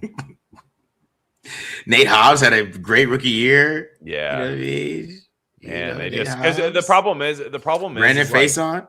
Yeah, the problem is like even back in the Namdi days, like they would have Namdi and like route would be okay for like a year, and then but they just wouldn't have the linebackers to hold up in coverage, you know. And it's just they just really have not had a pass coverage unit. I think they actually have potential to build something pretty good right now, but yeah, I don't know. Yeah. All right, let's play these voicemails here. Make sure I download all of them here. Since he sent 3, one of them doesn't have a transcript. I don't know what he's gonna say on this other one, but we're gonna get shocked here. Mr. Put my sound on. Start with the first Baby Shug voicemail here. What up, Take Doing Live staff? You already know who this is, but I'm gonna tell you anyways. Baby Shug. That's who this is. All right, fellas. Need to know who the top 3 QBs coming out of the draft are. I sure as hell don't like Mendoza. Sure as hell don't like Dante Moore. I'm going to have to go with the boy out of Alabama. He has crisp throws, and he can run. I want to know what you guys think. Marcus, Glen, and you too, Matt. I want to know what you think. Let a player know. Let's see who they pick, and let's see who's right. Once again, this is Baby Shug, and I'm out. Wow. I'm Team Mendoza all day. Team Mendoza out of those 3? Mm-hmm. Yeah. I'd take Mendoza over those 3 guys.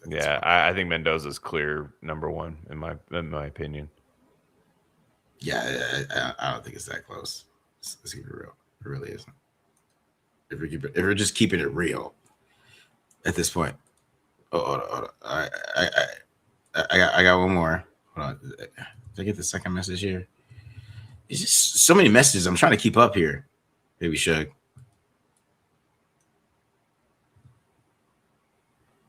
All right, here we go. This is a new one.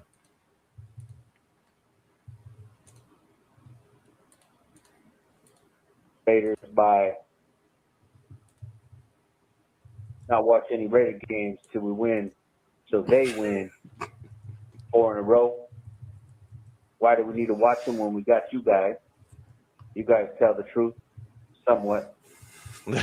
And last week I mentioned that we should boycott the Raiders by not buying any of their official merchandise, Marcus. I would never suggest for anyone to boycott the TDL store. So stop being so paranoid. Guys, we got a business to run. Influence everybody to boycott what don't affect. He left this message on like Thursday too. He was thinking about this on a random Thursday. So, that's funny. Yeah. And you know what? I think that boycott should go out till the Raiders reach the AFC Championship. I ain't buying no rookie jersey. I don't care how good he is, how good he looks, or anything. We shouldn't be buying any merchandise from the Las Vegas Raiders organization till they get the damn team to the AFC Championship. Enough is enough. I'm tired of having mediocre players on the roster and us believing that we got a good team. I ain't no Raider homer, if you know what I mean. I call a square, and I still can't wait till Tyrese Knock-Me Wilson is off the roster and on the street. Have a good one, Glenn, Marcus,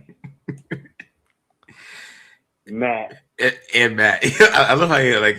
Matt, you need to roll up your sleeves and show them tattoos so you don't look like a square. Whoa. Like, man, have a good one.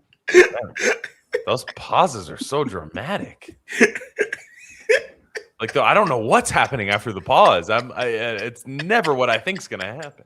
It's always yeah. You too, man. I mean, show your tattoos. My goodness. Oh my god! I just be dying at these shits. I think we got one more here. I'm gonna make sure I got this. All right, here's the third one. We got the third one coming up right here. Third baby shake voicemail. Message prior to Friday's live. I don't know what order you're gonna play them in, but I'm hearing rumbles that Joe Burrow was unhappy in Cincinnati. I want to know what your take is on taking him on the team. I believe it would require a trade at this point. If it were me, I'd pull the trigger and go for it versus trying to see what these rookies look like coming out of college. Those dudes, they ain't doing it for me. I know what I see. I see nobody elite. I don't see Andrew Luck or Joe Burrow. I don't see nobody that good worthy of a first-round pick. I'd pull the trigger on Joe, bring him over to Vegas, and see what we got.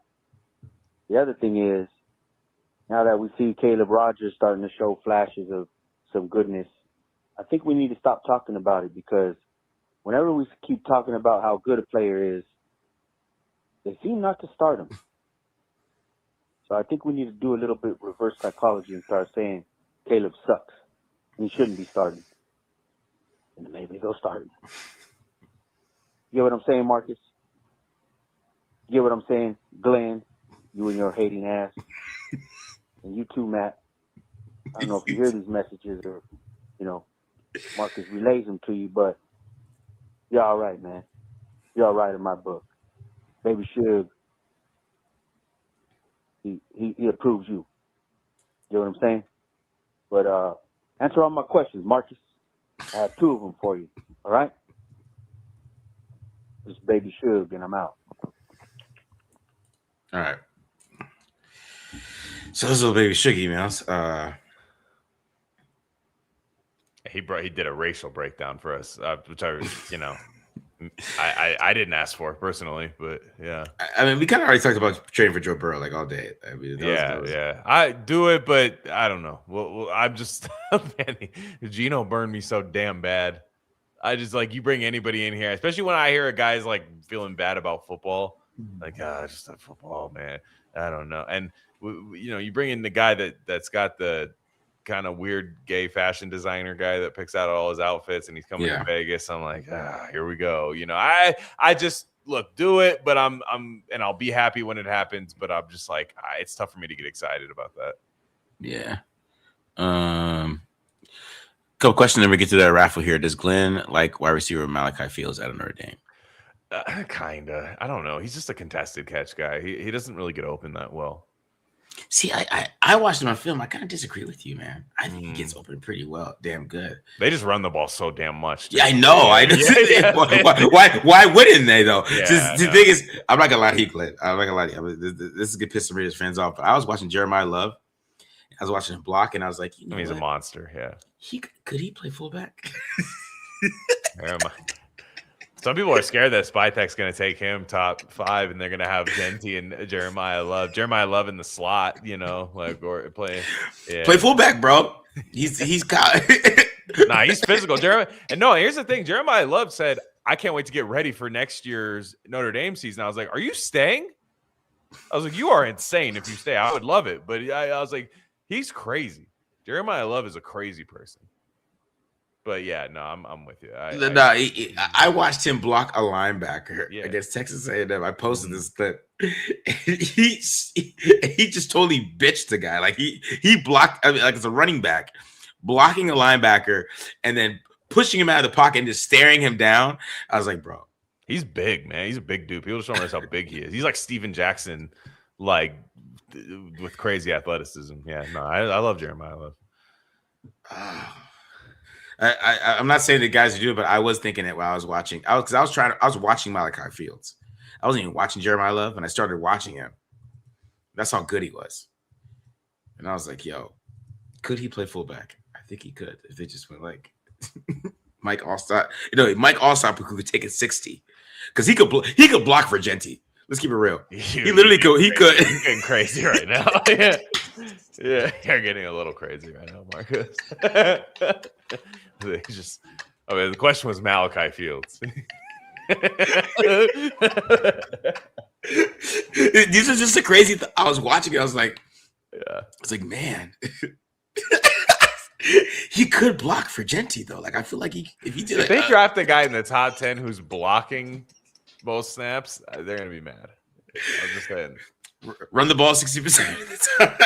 Yeah, hit him in the flat like Kyle Juszczyk. So like play action wheel wrap, bro. Yeah, he made I was watching. He made some like crazy one-handed catch. Like, I gotta tell me, the guy is like otherworldly good. Yeah. People, oh my god, you got fans on absolute like I don't know. That was.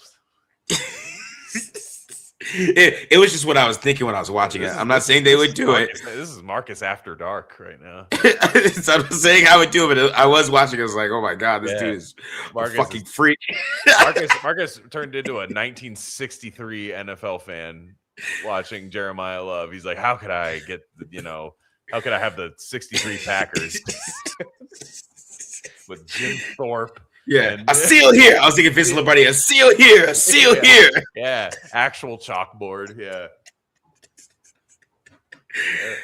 It was a freakish tape, man. I was just like, yo, he's gonna be a great Minnesota Viking next year. Oh yeah, that's not even right. Him and Kevin O'Connell, that's not fucking. He's gonna be a great Minnesota Viking next year. Or Jerry. I will say Jerry might find a way to take him. Jerry Jones won't pass on him. All right. To get to these game lines, and I'll set up the rest of this raffle. Let's get to this. You gotta do some NFL. There's no college this week, but do some NFL. Packers Broncos. That's a hell of a game. I'm gonna take the Packers money line on that one. I don't think Denver's that good, and they're due for a loss. Both these teams are kind of both a little overrated to me, but I think the Packers the NFC's better than the AFC, and that's just where I'm leaning right now. I'll take Packers money line. Lions versus Rams. I'm on the Rams -6. I don't think the Lions are that good this year. I think the Lions are good at beating up on bad teams. I think the Rams defense will do a good job against their run game. And then look, I love Amik Robertson. I wish he was still a Raider, but they put his ass. I mean, he is in every single highlight. He tries his ass off, but like Amik just is like constantly getting picked on by every team. And I think he's gonna have to guard Puka, Devontae Adams. It's gonna be tough. So I like the Rams -6 there.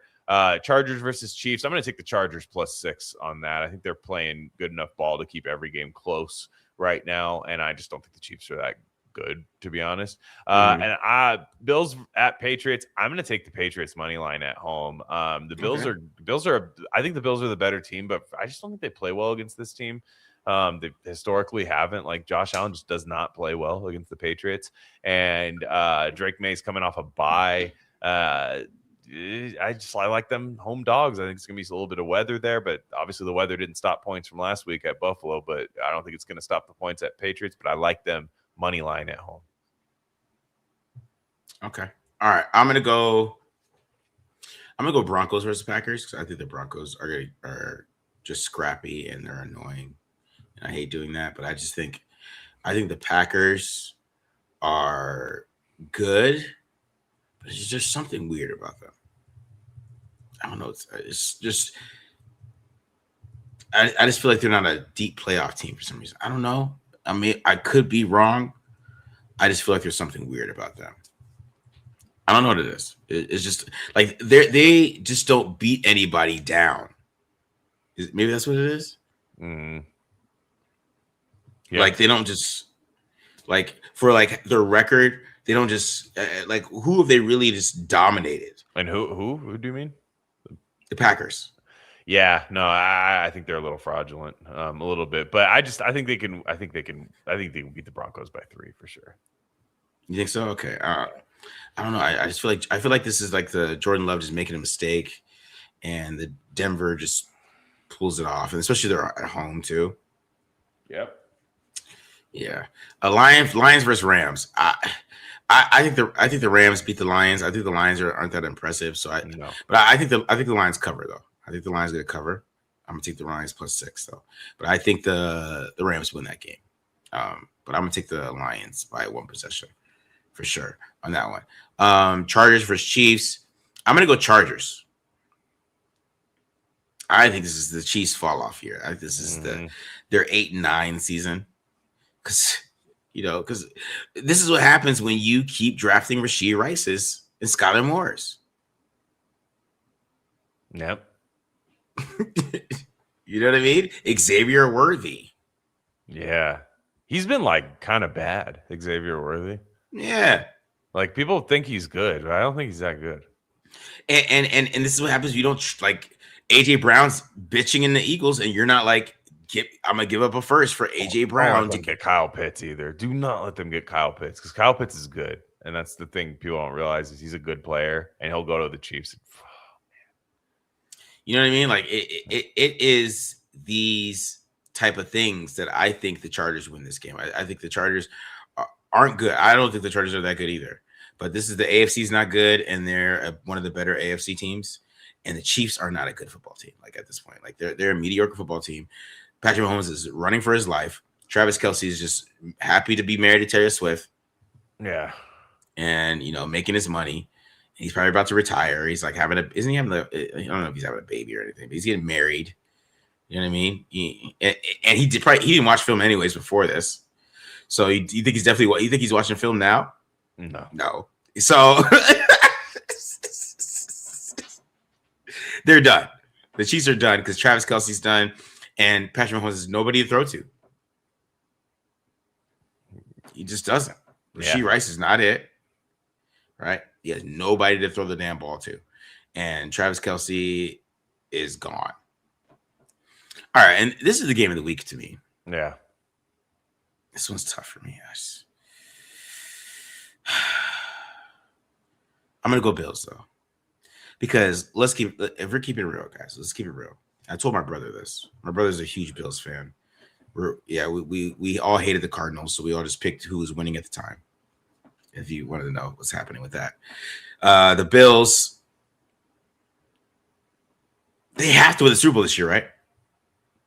Right, Glenn? They should, but let's keep no waiting. Burrow, probably no Jackson, no Mahomes. Yeah, but I don't know. They lay eggs against like teams that they should beat. This is what they do. They have to win the Super Bowl. They have to. Like, if they don't win the Super Bowl this year, you have to fire Sean McDermott, in my opinion. So I think the Bills win this game just because the desperation is there, and they have to win this division. They have to get this division back. But Drake May has not missed a pass since the Raiders game. So That's a little bit of the problem too. You know what I mean? He has not missed a pass since the Raiders game. You know what I mean? Yeah, it's true. I just for some reason, this is the team. Like Josh Allen does not beat the Patriots very often. It just doesn't happen. Yeah, that's true, man. All right, let's get some more questions. Then we get to the raffle here. Have you any thoughts on Darian Mensah? He looks pretty good, but I mean, he's a sophomore, right? Yeah. He really done shit, man. Have you heard of the wide receiver from Rutgers, Ian Strong? I've heard of Ian Strong. I haven't watched him. I haven't watched him, though, but I've heard of Ian Strong. That's somebody who, what's his name? Talked about a lot. My dude Jake, who I do the show on Sundays with, he likes Ian Strong a lot. Do a deep dive on what are the needs of the top 5 players coming out. Man, that is some offseason content. Yeah, that's what I mean. Like, what you guys want us to do it now? Then what do we do in the offseason? Relax, man. That is some offseason content. Yeah, unfortunately, they stink this year, and we're just gonna have to keep talking about how much they stink. Yeah, the stink is just not gonna get it's fixed here. All right, so let's do this raffle, guys. Let's get the raffle going. Here we go. I got a lot of names. I'm gonna zoom in here. Wow, you got a lot of names in here, guys. That means a lot of money came in. Yeah, man. I appreciate you guys supporting the channel. Am I missing any names here? I'm gonna zoom in. I missed names last time. I'm zooming in. Am I missing a name? I feel like I got everybody. Let me know. I'm missing a name. I missed Checkmate last week, so I just want to make sure. And also hit me up on somebody said they hit me up. I didn't see your DM. You got to find the DM. You got to hit me up on the DMs. Fucking at my ass. Be like at the Mark John NFL Marcus. What's up? And then I can hit you up. All right. Which one am I? Oak, California. I got you in here, right? Oak right here. Oak Cal. I got you in here twice. I guess for the super chat, I'll add you one more time for the super chat. I got you because you did give me $10, so I add you one more time. But anybody else? Are we doing 2 spins? We're doing 2 spins here. Going once. Going once. Going twice. You know what I'm saying? We're going once, going twice here. 3 times. All right, let's spin it. We're going. We're spinning. Here you go.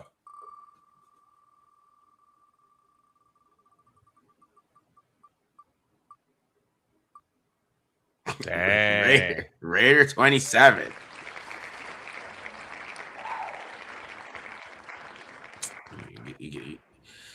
That's 2 weeks in a row for him, bro. He's winning all the time here. He's here we go. All right, so that was for the Under Armour shirt. So for now, we're going for the regular TDL shirt. Everybody here is going for TDL shirt. I'll do 2 spins for the TDL shirt because it's cheaper. We'll do 2 spins for that.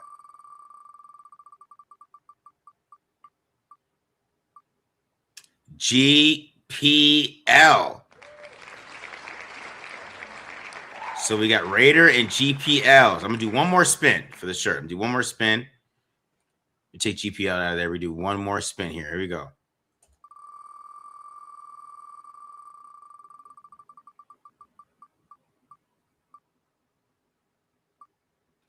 BJ Pack.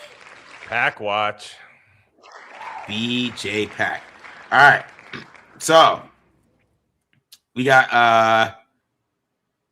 goddamn it. So we got BJ Pack, Raider 27, and GPL. So guys, hit me up for those and we'll be good. Make sure you hit me up on DM. Like I said, if I'm not answering your DM, at my ass. Be like, at. Yeah. Oh, yeah. GPL is you. Yeah, GPA, that's you. That's just you, dog. That's you. My bad. That is you. He gave up $9. CMV. He did give up $9. All right, BJ Pack, Raider 827, and GPL or GPA. Hit me up. Like I said, if I'm not answering you, be like, hey, Marcus, with an @ on Twitter, and we'll be good to go. Okay, guys? But we are out of here, Glen. I mean, we're a little past 2 hours here, man. All right. We got 600 in here today, though. I like it. I like it. Maybe it's the Pickett time. People wanted to see what people are excited about Kenny Pickett. I don't know what it is, But yeah, we'll do more raffles. We got another raffle next week. We're keeping it going, man. I'm keeping the raffles going, man. I'm keeping the raffles going.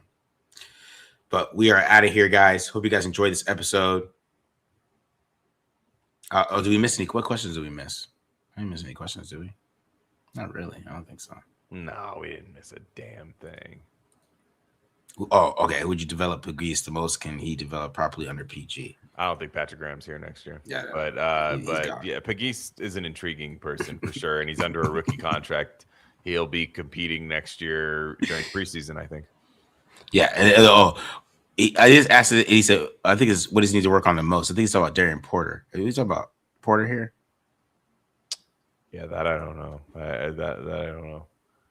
I think you're talking about. If you're talking about Porter, then tackling. If you're talking about like Besh or like Thornton, I think he's talking about Dante Thornton. Dante Thornton, it would have to be just route running nuance. That's what I would say, which is vague as fuck, but you know what I mean. Mm-hmm. All right, guys. Well, we're out of here. Subscribe. We're out of here, guys. Peace.